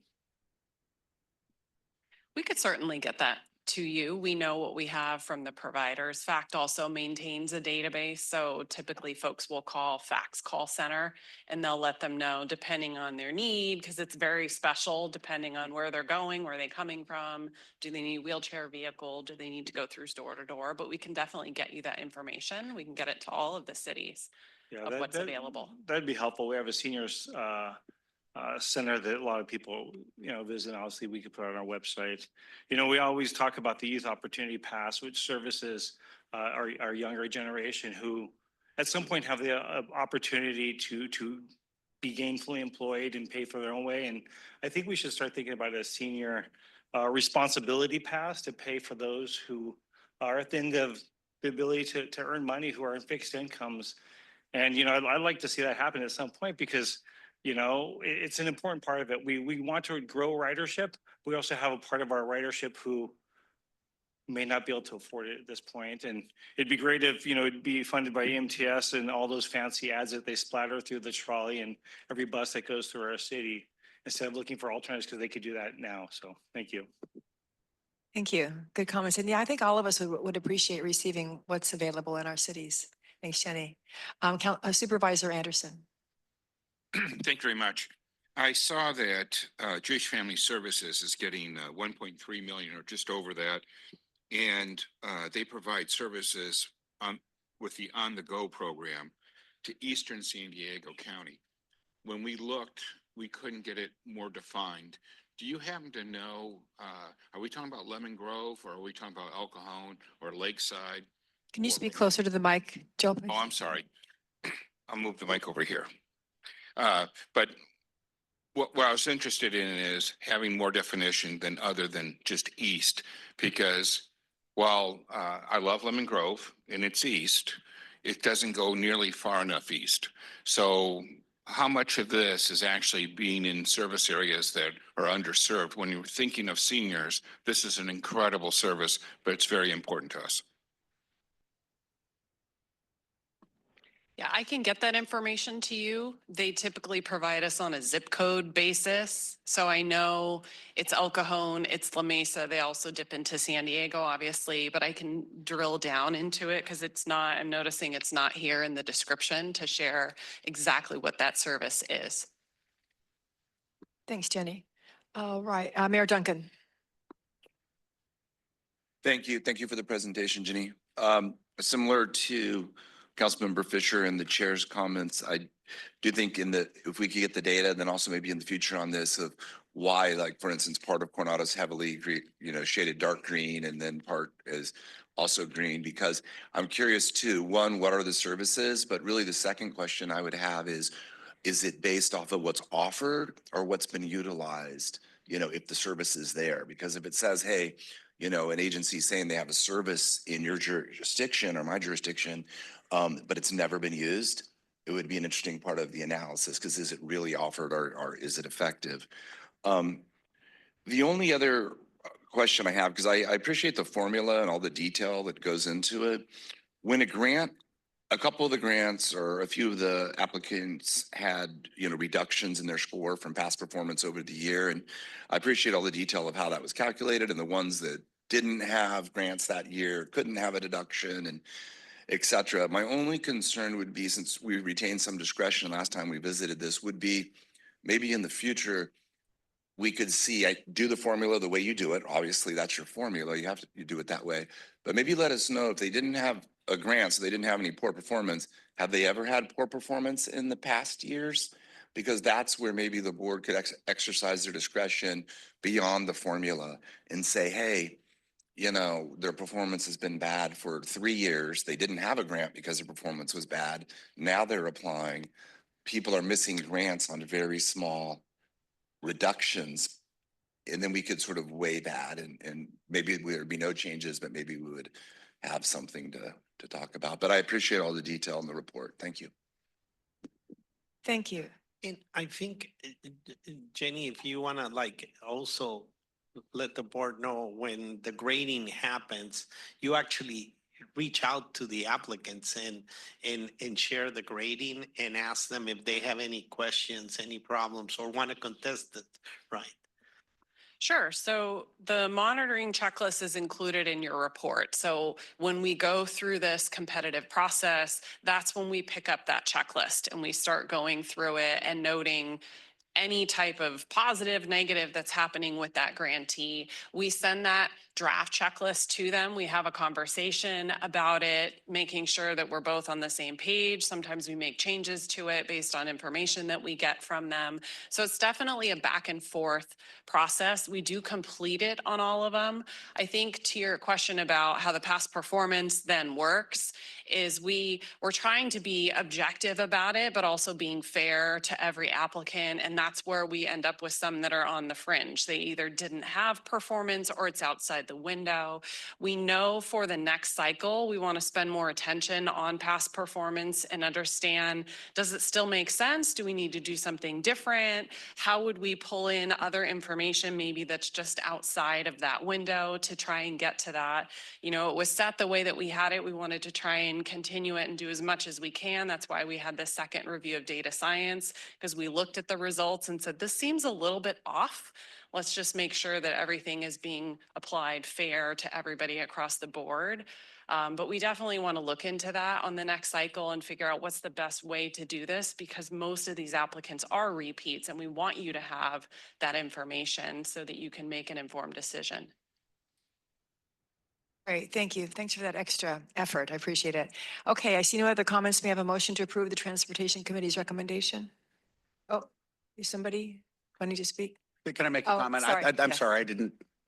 So just to respond to one of the speakers, the Port of San Diego does have a water mobility plan. And as everyone around this room knows, we actually have a ferry right now that goes to Coronado. And in our Port Master Plan update, we do have a complete water mobility plan and expansion plan for San Diego Bay to have water mobility around all 5 cities to port destinations and existing transit stops. So I would also add that we're putting in right now electric chargers. It's not required by CARB or APCD, but we're putting in electric chargers to actually turn the ferry into all electric as part of our environmental mandate. So in any event, in future cycles, we would love to be considered for a grant. Very good thinking on your feet. All right, may I have a motion, please, to approve staff recommendation? I make a motion to approve staff's recommendation. Moved by Luz Molina, Second. second by Snow. Please vote.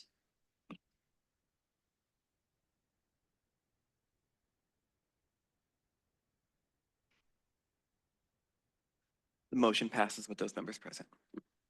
Very good. Okay, now we're going to move on to the Procurements 101 presentation. And what I'd like to do is listen to the presentation. First, Mario's going to go ahead. We're going to listen to the presentation, and let's do this kind of as a workshop so that we board members can ask questions during the presentation. No comments, just questions. And then we'll go to public comment, and then we can come back to the board for discussion, okay? Because I want to make sure that we all get this. It's kind of complicated. That's why I really wanted to have this presentation for us. So Mario, did you want to start? Yeah, I wanted to just introduce the team. Janet and Susana are our leads in our contracts units. And we wanted to just go over the process. The process of procurement is very detailed and confusing because depending the source of funding, there are rules that need to be applied and followed. And there are some projects where we may have 5, 7 sources of funding, and therefore we need to apply all the rules within that period. But there's been a lot of discussions at the board on the procurement process. We have about 300, just last year, we had about 351 contracts executed. We have 35 active procurements, and about 58 procurements are expected to be coming in the near future.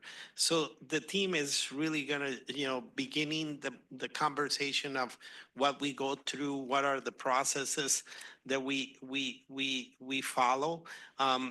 Some of the items that we've implemented due to the audits findings. So we wanted to start this conversation and show you how our procurement process, knowing that a lot of you are maybe have not seen this presentation before or are new to the board. So we wanted to just begin this level of information and present it. So Susana and Janet, take it away. Hi, thank you, Mario. Good morning. My name is Susana Teo. I'm one of the managers of contracts and procurement, focusing on the capital projects. Good morning, Chair and Board. And I'm Janet Besant, manager of the Operations and Administration team in Contracts and Procurement. So I'm going to go ahead and kick this off. And as Chair Hebner said, we're happy to take questions along the way and make this more of a workshop experience for you. So let's start off with what is procurement. It is the process for obtaining goods and services that we do not procure or provide for ourselves from private parties. The presentation will provide an outline of the steps that we use to procure those goods and services. So what are the 4 tenets of public procurement? First of all, fair and open competition in the solicitation and awarding processes. We ensure that the competition and the award are free from conflicts of interest. We ensure that public procurements follow written laws and procedures. And we also finally make sure that we have clear and complete written documentation and record keeping. So what are the source of those rules? We follow the same guidelines as the jurisdictions do. This includes all applicable federal, state, and local laws. We ensure compliance with regulatory and funding agencies. Examples of those are FTA, FHWA, OMB FAR, which is Office of Management and Budget, and the Federal Acquisition Regulations. Procurement court rulings are also factored in. And additionally, we comply with SANDAG's policies and rules, which include board and administrative policies, such as Board Policy 16, which was newly revised and approved by you. Board Policy 17, which is the delegation of authority. The Procurement Manual, which was revised this spring, and our standard operating procedures. We'll talk about procurement types. We generally divide that into 2 broad categories: competitive procurements, which is most common, and then limited, we have non-competitive procurements such as sole sources, interagency agreements, and utility agreements.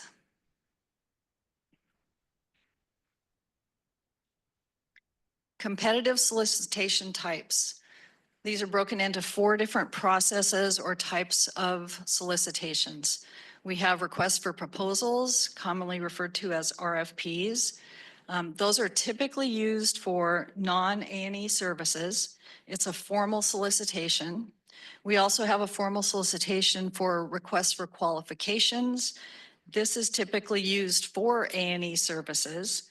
It focuses on assessing the proposer's skills and experience and capacity to undertake specific projects. When an on-call Janet, contract. what is A&E Sorry. again? Could you please I'm sorry, clarify? what? What is A&E? Oh, I'm sorry, architectural and engineering. Thank you. Okay. Both the RFP and the RFQ process lend themselves to our on-call contracts, which you may have heard of in the past. On-call contracts are when we compete and determine award to several firms in a same category or focus area of work. And then as specific project scopes are determined, we will then issue task orders under those on-call contracts.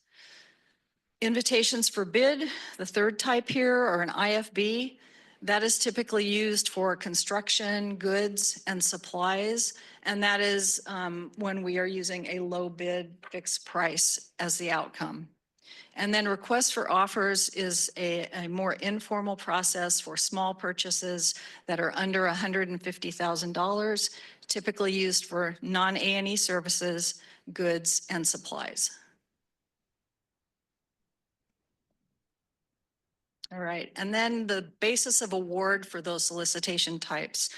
We have really 3 types. There's best value award used with RFPs and RFOs. It's awarded to the highest ranked, responsive, and responsible bidder. Evaluation is based on objective criteria that is determined specific to each procurement, along with our project manager team.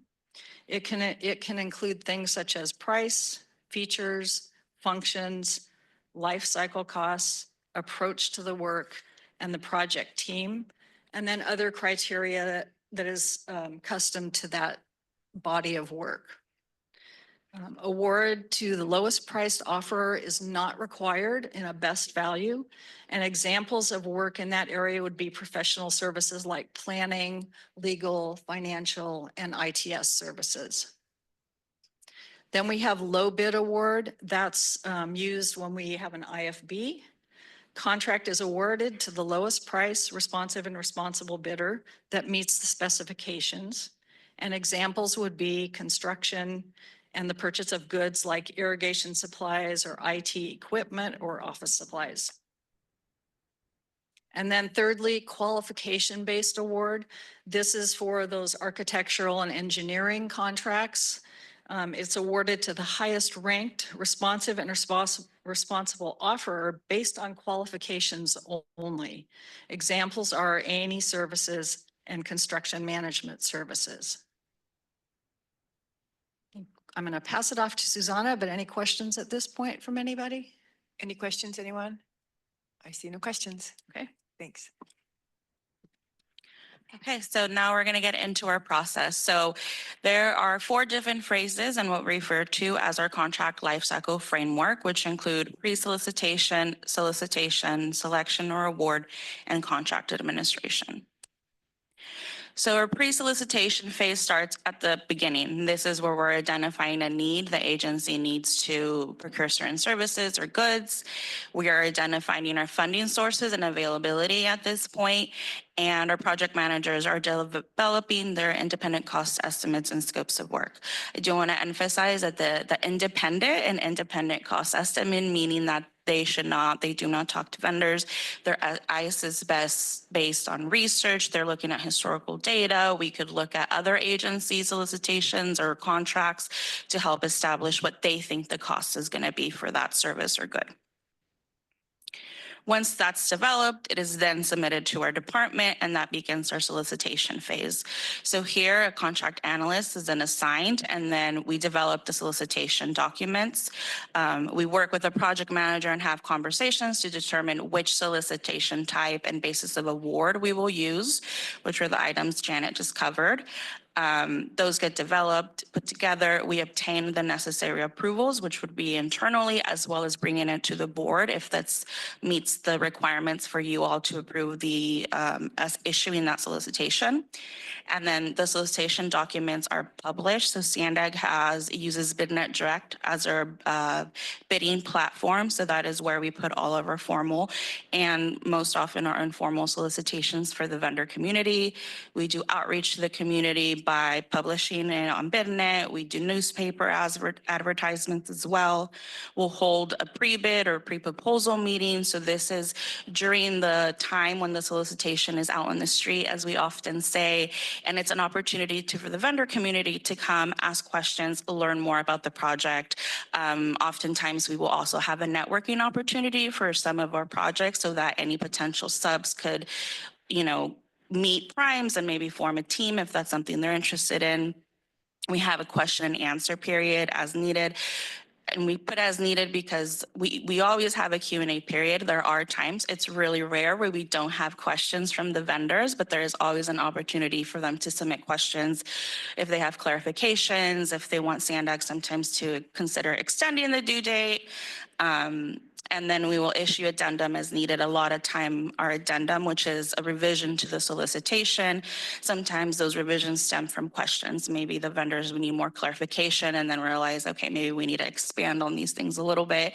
Anything in the addendum become official parts of the solicitation, and it's things that any vendor that's submitting a proposal need to keep in mind and consider.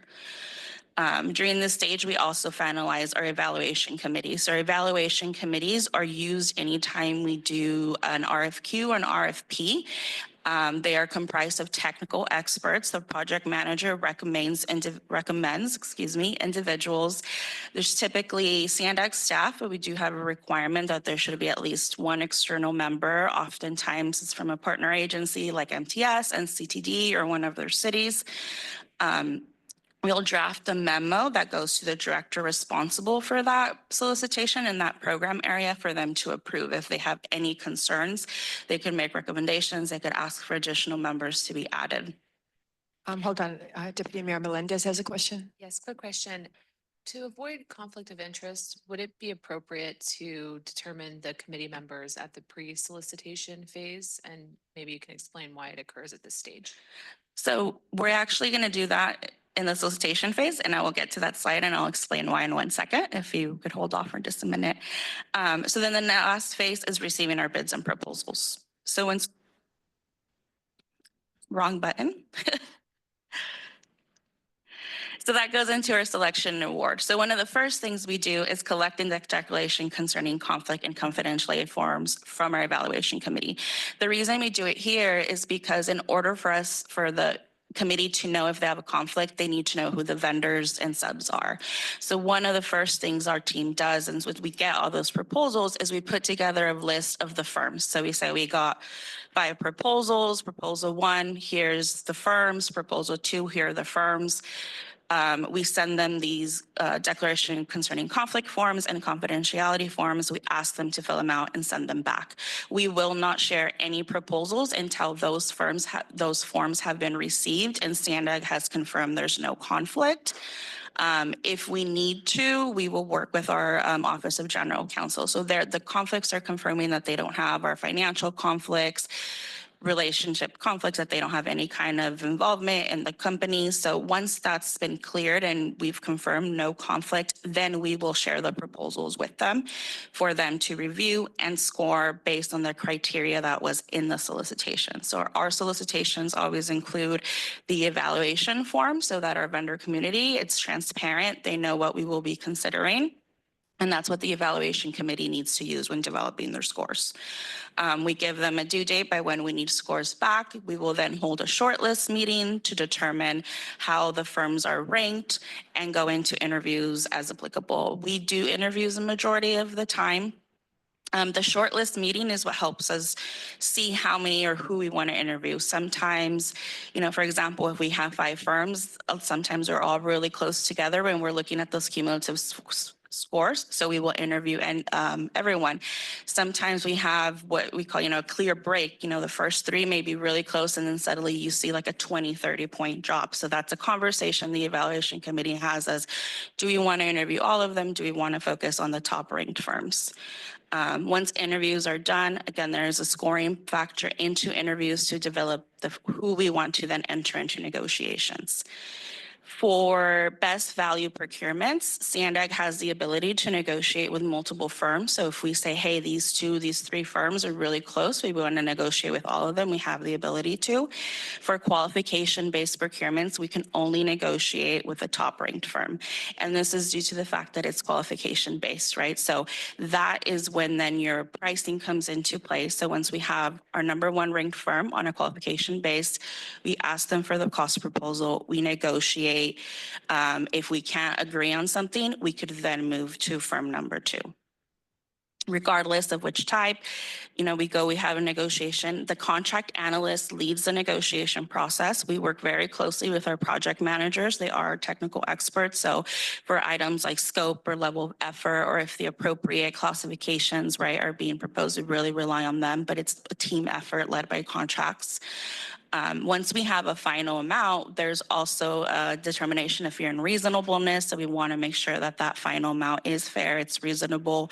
The contracts team will put together either a cost price analysis that goes part of our file, justifying and showing our process, and that amount is a fair amount for the services being provided. The next step is then obtaining our approvals to award. So that's internal approvals, and it's also coming to the board if required for you to approve us to issuing that award of the contract. Once we have those award approvals, we then draft our contract. It gets sent to the vendor for signature and full contract execution. So that's the end of our solicitation award phase. Any questions? I know that was a lot of information. Any questions, anybody? Gil Cabrera. Oh, no, Joy Lyons, I'm sorry. Just a question of clarification. It kind of backs up a little bit, but we've given a lot of thought or a lot of time recently on the board about sole source selection. What is the reason sole source might not be included in procurement presentation today? Today, we wanted to focus on the big picture procurement process. I know we've also had a few meetings where there's been some confusion of when we're asking for approval to issue a solicitation versus approval to award. So today, we wanted to focus on the big picture procurement process, which is a lot more steps as you're seeing. And we wanted to just kind of share that and have you guys have an understanding about that. I think also, and I was going to mention this at the end, but this is just one piece of the entire jigsaw puzzle. And we are presenting what the traditional procurement process is. We are implementing additional changes in the agency that will beef up also the actual management of the procurement processes and the selection of the procurement processes with our internal controls director, as well as with our program project management unit that's going to be overseen once the contracts get awarded, overseeing that item. When there's a sole source request, it comes to the board. Now, there are some delegated actions and the sole source issues that have been made more noise and have been of concern here at the board has been the extensions when these contracts have been awarded, and then when they have extensions or an added task order. And that's the process. We can come and talk about that process also. Right now, I'm reviewing every single one. But today's presentation, that's why we put it 101, right? It's the natural, the basic parts of our procurement, which is very, very detailed at the same time. But we're also having other functions in the organization that we're adding to be able to complement with the procurement process, both the award as well as the management of those procurements. So I just wanted to put it out there. I hope this helps a little bit. Thanks for that clarification. I think it's important. When I think procurement, I actually think everything that we procure. But what you're saying is this is more the traditional procurement, but there are other ways that SANDAG procures. Well, not that we procure itself, but how we're going to be managing. A lot of the areas where the agency has been getting in problems is our lack of guardrails and managing the procurements once they have been awarded, and how they have been expanded, where we should have gone back to this process and start from the get-go instead of adding an additional task order, which is what's considered a sole source. Mayor Jones. Sorry. I just wanted to add also that, this is a start, as Mario said. We fully intend to be available to come back and present on any specific modules of procurement that the board would be interested in at a later time as requested. Thank you. Yeah, and kind of to your point, Mario, it was interesting that came up because it's exactly what my notes were thinking. I think with the sole source, it's just as important as when we're doing increases in different contracts. I think, and I know that's coming up next, the life cycle and the administration of it. I'd like to see, and I think there are some controls that will be coming forward with our auditor and with our Director of Internal Controls. But I think this part is just as important because that's where we were seeing a lot of the issues where you had a contract and then it was expanded so very much and it was like thousands, I'm just using a number, but I think there was one that was over 1,000% increase over the original contract. So I would say that this next part, the administration, is maybe even just as important as the sole sources because there is that room. And I know it's all coming to you right now. So I think when we talk about this, maybe getting a better timeline of when those changes will be actually implemented. And then maybe we do come back for maybe a 102 version, which would talk specifically about that part. Because, again, we're talking about, being transparent with the community. We can't do that if we've got these contracts that we don't know as a board and haven't been, brought back to us. And when we talk about the reporting back to the board of directors, maybe that's where that part is also made sure that that comes back to us each time when you're doing your report and you say, oh, by the way, there is this, or maybe you do start with a brand new contract, but then you can also mention that this is, 1A was this part of the contract, then we're adding some different things and maybe that's 1B. I don't know how you do it. But I think just, for the boards, the sake of the board, and then also the public for our transparency, we figure out a new process for that makes sense, that staff can actually do, but then also brings, greater transparency. So we understand exactly what's going on. So just my 2 cents on that. Yeah, and like a while ago, Mayor Duncan asked a question in one of the meetings or in one of the one-on-ones about, the conflicts of interest and how we're beefing up. And we're also working on that and doing the checks and balances, but also with our internal controls director, tasking with when that person comes on board, then I should be making an announcement soon on that. How are we even going to tighten those controls even more than what we have? We already have some policies that we expanded on, but we still have, there's always a lot of more room for improvement. So we are working on all that. And like I said, today is the 101 of the procurement, but we have like satellite activities with the management, with the controls, with legal having beefed up the numbers in legal so they can also dedicate a little bit more time on the review on this procurements. And would not also just the beefed up scope of work, like I've heard that we, in the past, have not even identified what the full set of tasks were that were needed. So even from the very beginning, that would help with any sort of growth of contracts that really should have come back to, the board to discuss a little bit more. Any other questions? No? Okay, let's keep going. Yeah, and to add to that, we are constantly reminding our analysts that as they're working with their project managers to ask questions. Are you sure this is all you're going to need? Is there any additional phase, right? Depending on something that is going to require maintenance to really be thinking big picture. So we could include those things either as an option, and then we avoid all this sole sourcing and concerns that we have. Okay, so the next and last phase is our contract administration phase. So once we have our executed contract, we'll have a kickoff meeting with the vendor. This is to go over and make sure they understand all of the requirements with SANDAG, their deliverables, their schedule, invoice and processes, any forms or anything that reporting they're going to have to do back to the agency. We also implement a contract monitoring and administration plan, which is CMAP. This is something new our team's doing. We're piloting it with a couple of contracts right now, but this will be a tool for project managers to better document throughout the life of the contract. So our plan is to fully roll this out to the agency, hopefully within, I think later in the fall or early next year. That will be very helpful for all our PMs.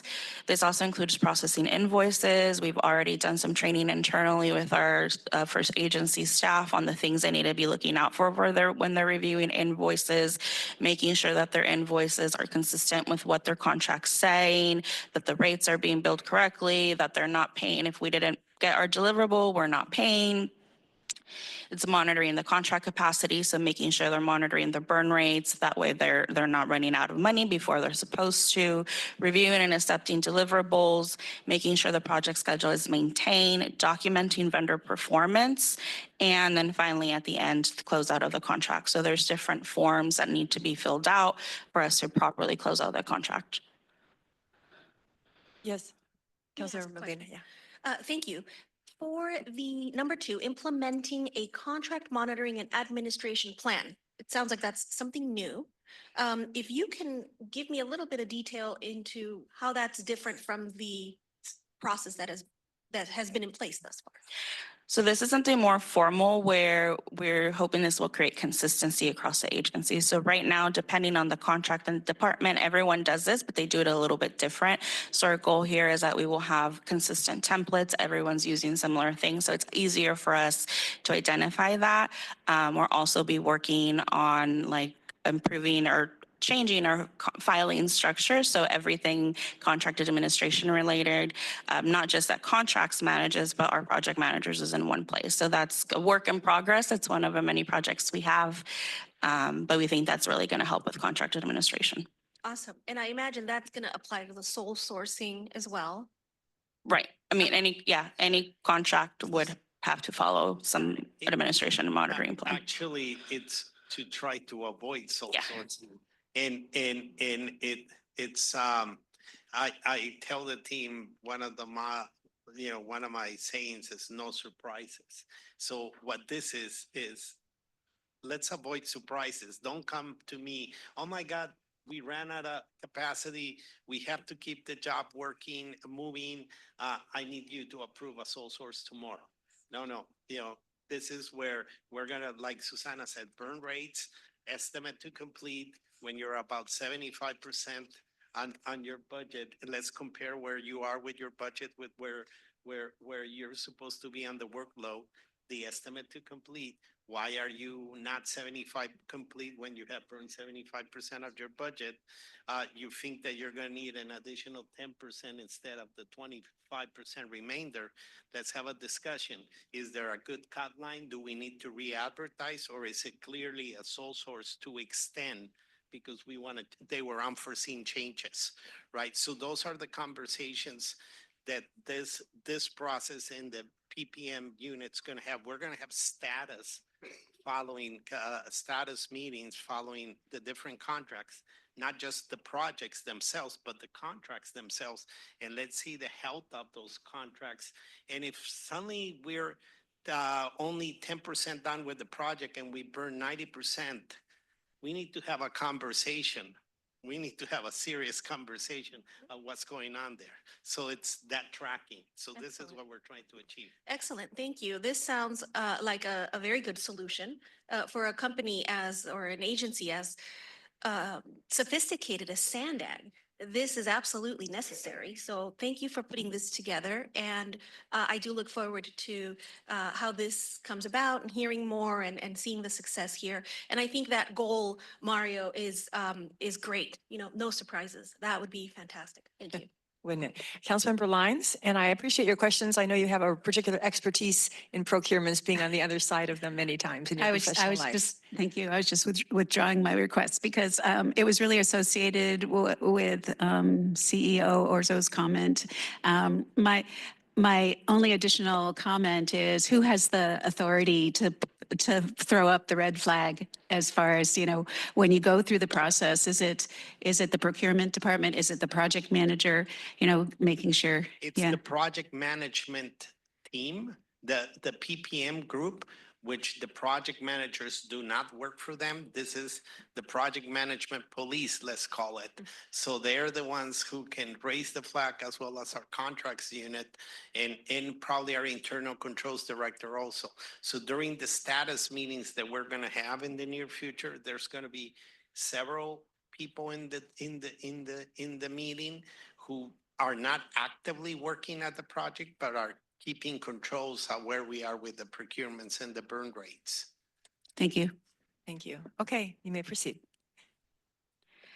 Okay, so where does our board of directors have a role in this process? So board of consent is obtained for the different solicitations and awards. So to summarize, I don't want to read word for word, but so for the exception of construction, we will bring any solicitation that's $5 million $5 million or more to you twice. So first, we will come to ask for the approval for the solicitation. This is approval for us to advertise. We'll come to you, you know what the scope is, the anticipated cost, unless it's a qualification-based procurement. We'll let you know the CAPs that will be impacted or OWPs, how many contracts we're planning to award, and you'll either, approve or reject via consent. Once we've gone through a whole process and we've selected a vendor, we've negotiated, we'll have a final amount, we will come back to you for approval to award. And our report will include, a summary of the process, how many proposals did we receive, who we are recommending award to for the value of the agreement. And again, you'll either approve or deny that. If you approve it, then we move forward to being able to execute our contract. We will also come to you if we have something that was advertised and that was under $5 million, but now we need to do an amendment that will put it over the $5 million. We will bring it back to you for approval to award. We won't move forward unless we have approval from the board. And if there's any procurement that exceeds 300,000 where the circumstances of the procurement don't really fall within what's authorized in Board Policy 16, then that we will bring that to you for award. So this isn't very common, but it could be maybe a one-off situation, something that doesn't really fall very well in our standard processes. Susanna, hold on. We have a couple questions. Mayor Jones? Sorry, I just wanted to get clarification what a qualification-based solicitation is and what that number is, because it seemed like maybe you were saying that a qualification-based is a different number, maybe than 5 million. So how that works? So the qualification base are the ones we use for like our architectural engineering and CM, where we're prohibited by federal and state law to include price, right? So we still have an internal independent cost estimate that's built. So if that is over 5 million, then we're going to bring it to you for approval to advertise. So to say, can we put the solicitation out? We won't include our independent cost estimate because since price can't be considered, we don't want to kind of create any bias or influence in the industry, right? And then we would bring that to you again once we've negotiated and gone through the process. We will bring it for approval to award, and then at that stage you would know what was the final negotiated amount. Oh, and just to follow up on that, so it could be less than 5 million, or it could be more than 5 million, being that it doesn't have a number associated with it. Is that correct or no? So we can't consider price, but we do an independent cost estimate. So if we do an independent cost estimate and it's $3 million, then it wouldn't be subject to coming to you. If it's 5.1 or 5 million exactly, then it would come to you. Got it. Okay, But so there is a cost estimate. It's just not, it's not published. The Got ICE, it. yeah, Okay. but if let's say the team came out with a $4 million independent cost estimate, we didn't come to the board. We solicited because it was under the 5 million during the negotiations. And the selected companies, it comes to our attention that the price is going to be 5 million. We are going to come back to you here. Okay. Yeah. Okay, thanks. Councilor Molina? Yes, thank you. Again, I'm curious whether this is new policy or changed policy, and if it is new or changed, what was it before? This was the same thing that's been, it was, I think, formally incorporated, and I might have our OGC confirm this for me. This is what we've been following for several years, but it is part of our Board Policy 16 now. So this is process we have been following. Correct. However, now it is being formalized as part of this policy. Correct. Meaning it hadn't been a part of policy 16. I will have Amberlyn confirm that. Thank you. So the board back in 2012 actually directed staff to bring solicitations with these monetary thresholds to the board for approval. We had been following that practice, but again, like Susanna mentioned, it has now been formalized in our board policies as of April. No more questions. Go on. All right, and then our last slide, these are the other reporting we bring to the board. So our monthly delegated action report, any task orders that are issued under an on-call with amount of 5 million or more will be part of that monthly report. As Janet mentioned earlier, an on-call contract stems from a competitive solicitation. So that solicitation would come to you for approval to advertise and approval to award, which is why the task orders themselves aren't brought. But we report them monthly if they're over the $5 million threshold. Sole source reports, we're reporting that twice a year. We're putting the report together and including that as well. And then future reporting is going to include a monthly report of amendments in excess of $500,000, as well as a monthly report of any critical contract concerns related to contractor performance. And these are some of the most recent updates that are part of Board Policy 16. Julie Wiley brought this, I think, a couple months ago now and did share that, it's going to take staff a few months for us to implement that. So we're having those discussions internally now on how the best way is to have that information and have that data for you guys on a monthly basis. Okay. Councilmember LaCava. Thank you, Chair. And thank you, for the presentation. This kind of popped into my head a little bit earlier in the slides, and it kind of comes up again. what is the process for these task orders? You have a stable of architects and engineers that are all been qualified to get on that list. And then the assignment of these task orders, what, are you going to talk about the process of how those are awarded? Yeah, so if the on-call has multiple vendors, we would follow the similar process that we've just covered for you guys. So we call it a mini compete. The difference is that it only goes to the firms that awarded a contract. So there's still a secondary competition. The solicitation document is very scaled back. It's a lot shorter. And the process is a little bit more informal, but we still oftentimes are doing interviews because the project teams want to have that opportunity. We still go through a negotiation process. So we're following a very same procurement process. It's just, it's limited to the firms that were determined either the most qualified or just received an on-call contract. Okay, thank you for clarifying.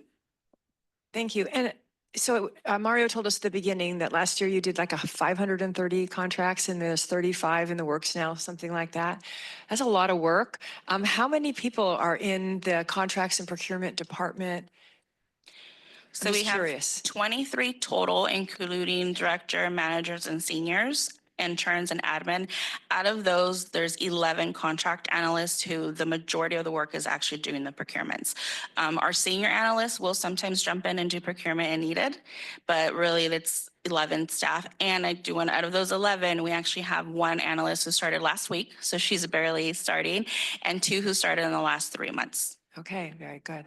I'd just like to request, this is really informative, so that whenever we have some sort of a procurement coming to us, if we could see what category they're in, like give us the stage, the category, all this background information, I think in context is always super helpful to the board and the public to understand where we are in this. Okay, Mayor Duncan, you have a question? Thank you. Can I see the last slide, please? Back up. So I just want to make sure I'm understanding, and I'm sorry if it's a little bit of a basic question in relation to the other slides. When I look at future reporting, will include monthly report of amendments in excess of $500,000, $500,000. Is that, how does that relate to the total amount of the contract? Are you talking about amendments beyond the contract, right? Mhm. So when I understand that, I mean, you think about it, like if I'm a contractor, all my monthly amendment requests would be like under 500,000, so they would never come to the board. But what about the cumulative amount? Does that ever bring it back?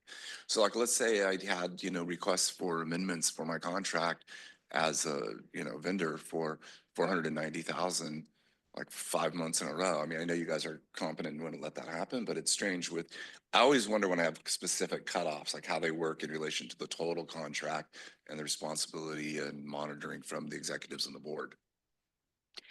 So I believe the threshold, and Mary Ann Berlin could correct me if I'm wrong, was determined from the board or it came from an OIPA recommendation. Again, as we were mentioning, we're really trying to, so if we amended a contract, we're really trying to work on making sure we have those options so that it would have been part of what you approved originally when we awarded the solicitation.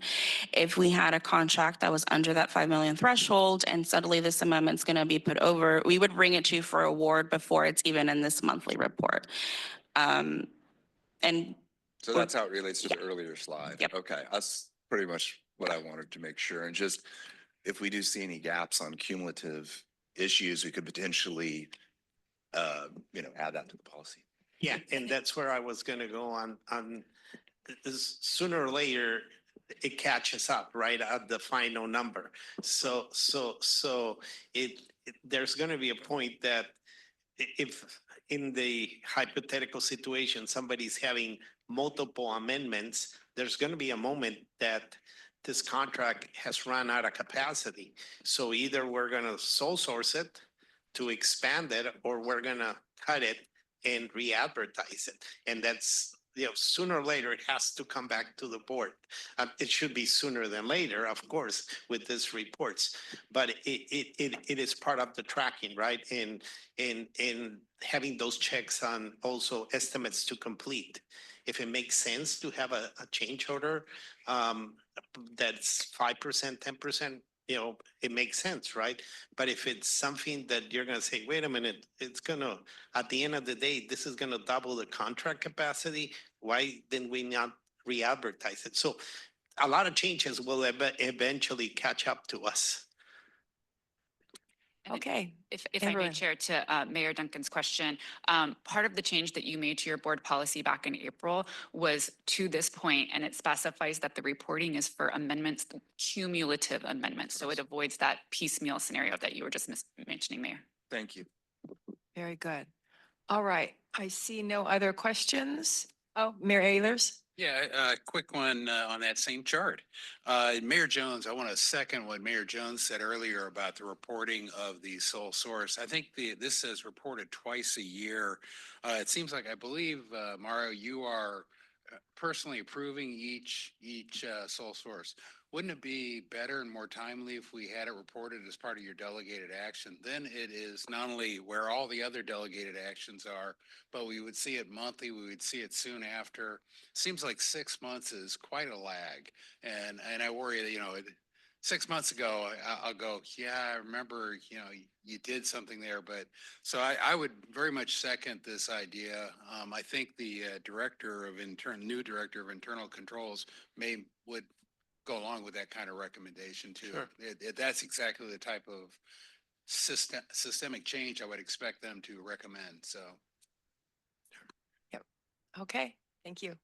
All right. Thanks so very, very much for all that and all the work that you do. Very detailed. Now we know what you're doing. Very transparent. Yeah, I think the process has gone through some improvements. We've got more to come. Thanks for the comments around the board. Let's go to public comments and then we'll go to any other further board comments. And this is nothing to vote on. This is just information. Michael. First public comment is Caesar, followed by Truth. And this is regarding procurements 101. Cesar Javier. I am reinvigorated in my learning process. You see, SANDAG has procured assets we call politicians to form this board. Right, sir? You were procured by the federal state government because they see in you, the leadership qualifies to provide these services for human survival, period. But your mission is very specific on that survival, mobility, circulation. I expect the politicians who aspired to take that title, that assigned leadership. Why, Councilor Licaba, that you cannot provide real-time question inputs from your experience for 4.5 years? We wanted that. And any politicians in the region. You were procured by both, believing that you can serve the welfare of the public. We need inputs from you, from that lesson. You do not care because you have that fat salary, plus the milking cows, milk, water projects, clean air projects, land pollution project, coastal pollution project. My God, show to us seniors, show to us taxpayers. We expect from you, my salute, Mayor Duncan, my salute to the mayor of Carlsbad. They were able to prove something. Thank you. Your time has expired. More to come. Thank you. Next is Truth, followed by allegedly Audra.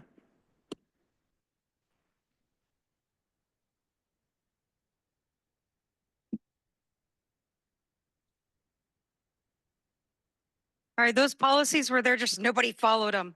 I'm gonna second Bruce's monthly update idea. And in order to ensure free and fair competition for contract, SANDAG should have a moratorium on the companies that have a monopoly on the contracts. Currently, this is also what's been going on with SANDAG's projects. The reason why the SANDAG jobs are more costly is because they have PLAs, so they pay those rates. Yeah, I know, really good rates, but I disagree. So I'd like to see the expensive PLAs eliminated and favor policies that actually benefit small businesses instead of political unions and potentially save a lot of tax dollars. Does SANDAG have a policy that gives preference to local businesses or small businesses or veteran-owned businesses? The requirements are finally clear, but what about punishments being clear? Because I'm still waiting for someone to go to prison. There hasn't even been legal action yet. What are SOQs and who is on the evaluation committee? Why was $5 million chosen as the magic number for contracts requiring board consent? Why not $1 million? Why not 10 million? Is that just a couple bike lanes? Why can there be 300,000 procurements other than authorized? Why anything unauthorized? Slide 9 says develop ICE. What does that stand for? SANDAG should reassure those with TDS that they're gonna be okay. The type of board and staff scrutiny required for our tax dollars is noticing that slide 14 had an extra space in the last sentence. It's also the data science department not finding mistakes at the last minute. Example, Kimberly Trammell said the original amount in the budget was not enough to meet the reserve requirement. Did nobody at SANDAG realize that until submitting paperwork to the bond? How do they not know about an $8.8 million difference?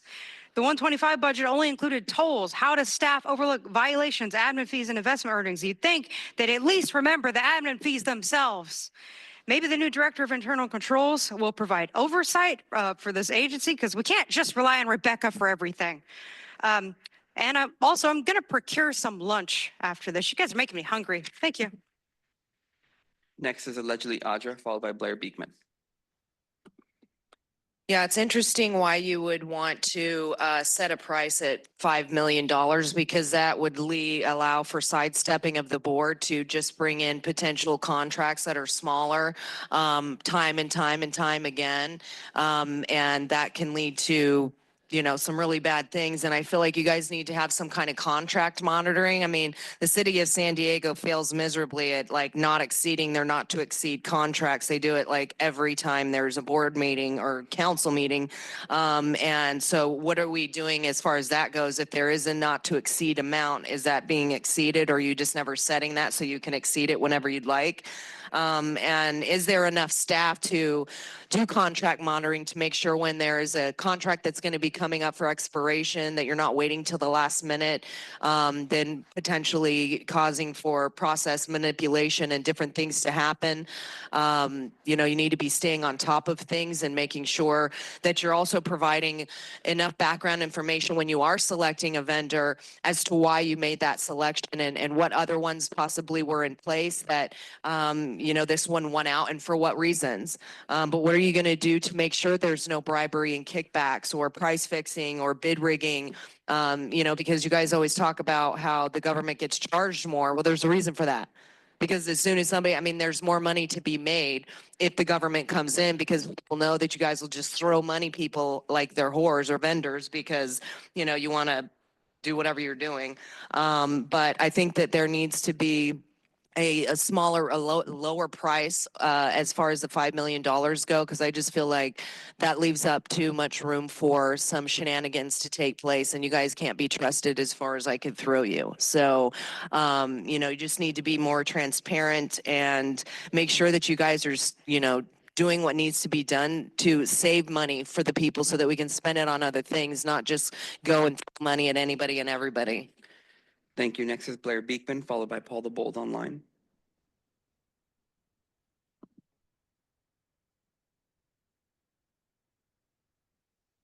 Hi, thank you, Blair Beekman.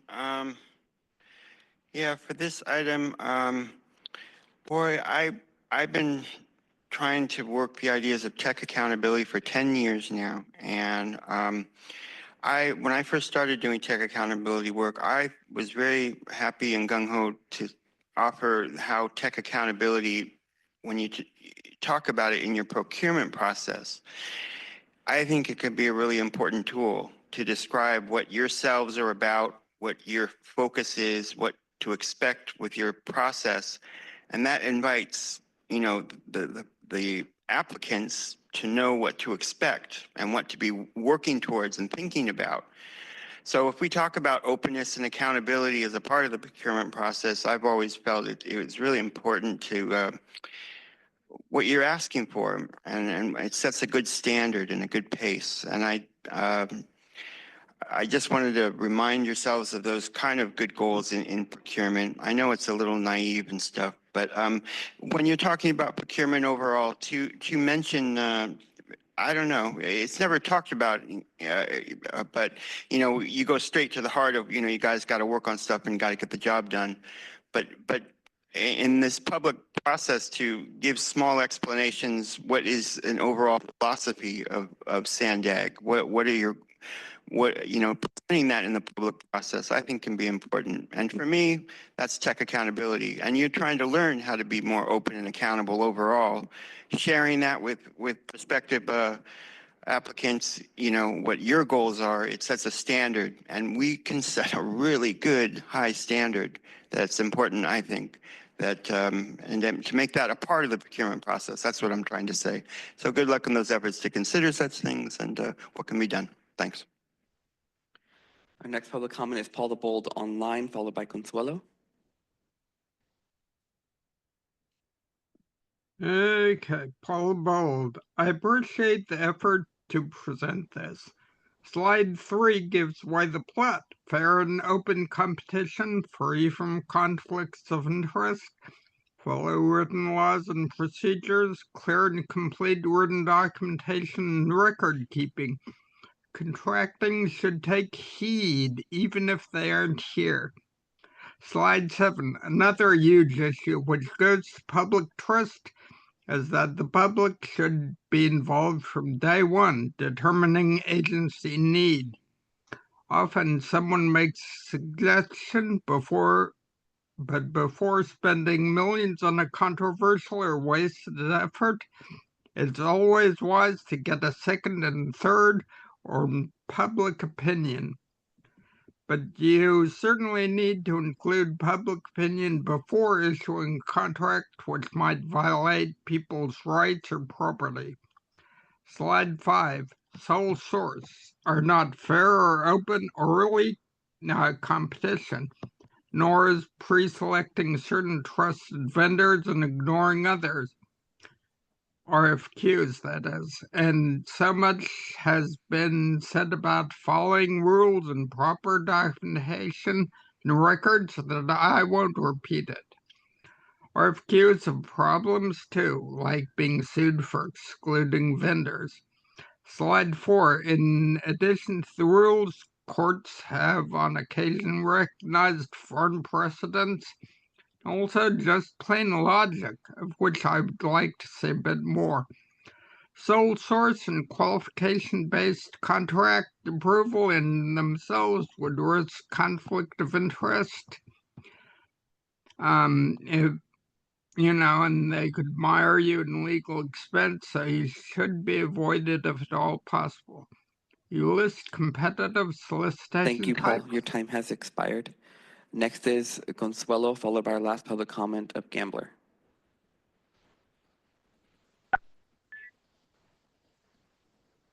Okay, so slide 3 gave away the plot. Fair, open competition, free from conflicts of interest, following written procedures, clear documentation. Okay, so if only these are ideals were actually honored. And, you know, most of the public has no idea what's going on in meetings like these because of the process. It's intentionally dense, boring, and alienating. All the talk of data science, solicitations, qualifications, and contract types, it's not designed to empower the public. Language designed to confuse, not clarify. Even Hebner didn't even know what A&E stood for. She had to, it's designed to exhaust, to dissuade, to hide truth behind the thick fog of government procedures. And that's the point, isn't it? Because if more people truly were paying attention, they'd realize how often contracts are pre-decided, how competitive processes aren't really open, and how public input is rarely, if ever, sought before major decisions are made that impact our rights, our communities, our property. And why aren't the public and the vendors consulted before needs are formalized and money is spent? Why is sole sourcing so normalized despite the obvious risks of conflicts of interest? Why is it acceptable to spend millions without full transparency or accountability? Slide after slide talks about documentation, oversight, and rules. But where's the common sense? Where's the basic respect for the people paying for all of this? If I didn't care so deeply about the future of humanity, I wouldn't even bother tuning in. But I do. And that's why I sit through hours of jargon, heavy deception, and try to follow. Because what's happening here isn't just boring, it's deliberate, it's deceptive, it's designed to make the public give up. But I won't, because I know what is at stake. And it looks grim. Thank you. Our last public comment is Gambler. I agree with Consuelo 100%. And I do not believe that we elected any of you guys for one simple fact. Governor Newsom's election shows fraud. There is no question about it. Over 5 million ballots were added from the Gray Davis election that we had back in 2003. If you were to add 5 million ballots and all those people in a life and death election did not choose a secondary, did not choose a second bet. So basically we had that. So if you were to remove all 5 million of those ballots and take those away from Newsom, saving him, guess what? We would have someone completely different. But each and every single one of you want to go ahead and cover that fact up. Even though that I tried telling almost each and every single one of you how election fraud is done, and you covered it up. You didn't want to go ahead and address the concerns about that. Why? Because you recognize that your recruiters going out harvesting registration cards is cheating to get you elected. And you don't have to listen to us as long as you just check a box. Have this meeting. Don't really listen to us, as you said in this meeting, that if we had to listen to the people, we would get nothing done. So clearly you are paid by lobbyists or foreign countries, and you are not serving the American people. They're going to go ahead and certify this next election. So I would be really surprised if John actually wins this election, because ACLU is much more powerful than the Republican Party. It's much more powerful than the Democratic Party. That's why all the Democratic parties all jump down on their knees to serve the ACLU. ACLU was the one that destroyed our election system. So if you guys, I pray Trump was honest with us and he said he's going to solve that problem. I pray that Kash Patel report comes out, and I pray Thank you. Your time has expired. That concludes our public comment, Chair. Very good. Any board member comments? I see none. So this will, okay, sure. Council President LaCava. I just want to make everybody stick around longer. I'm still relatively new, and so kind of learning a lot. I know sole source has been tossed around a lot, and it has a lot of negative connotations. Do we actually define what is sole source? Because I think some of the reporting that I've come across in board reports, I was surprised. Is it a factor of all the different buckets of money and agencies that we get money from that really defines what sole source is? Well, or were we something that we're working on? Amberlyn, do you want to? So I would say that a sole source is loosely defined as a non-competitive procurement. I believe what you might be referring to are the justifications that support the usage of a sole source. And those do vary by funding source. So our federal requirements, they have available reasons for utilizing a sole source. We have state requirements, we have local requirements. So the reasoning behind using a sole source is where you will see that difference.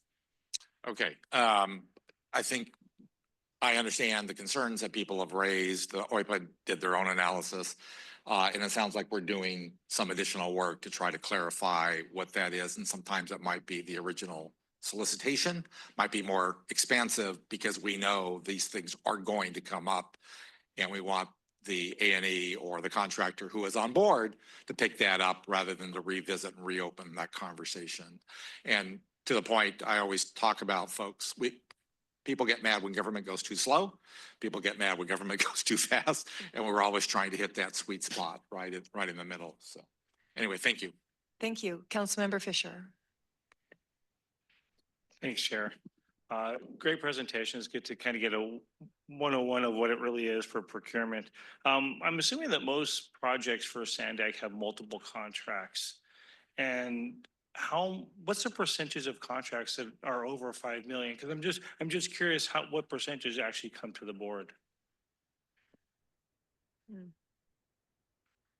We'll have to get that back to you on that one. We don't have the percentage right now off of the top of our head, so we could take a look and present it, bring that information to all of you. And council member, I think it's important to highlight that it's, there are different classifications.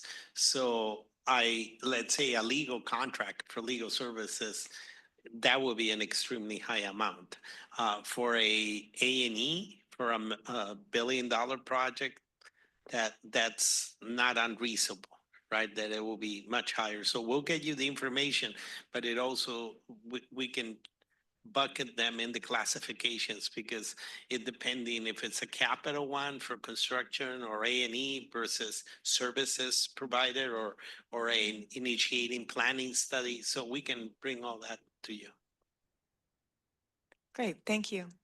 All right, now I see no other questions or comments. So I will conclude the meeting. The next Board of Directors meeting is July 11th at 10:30 following the Executive Committee, which is at 9. Happy 4th of July, everybody. Be safe, and I'll see you soon.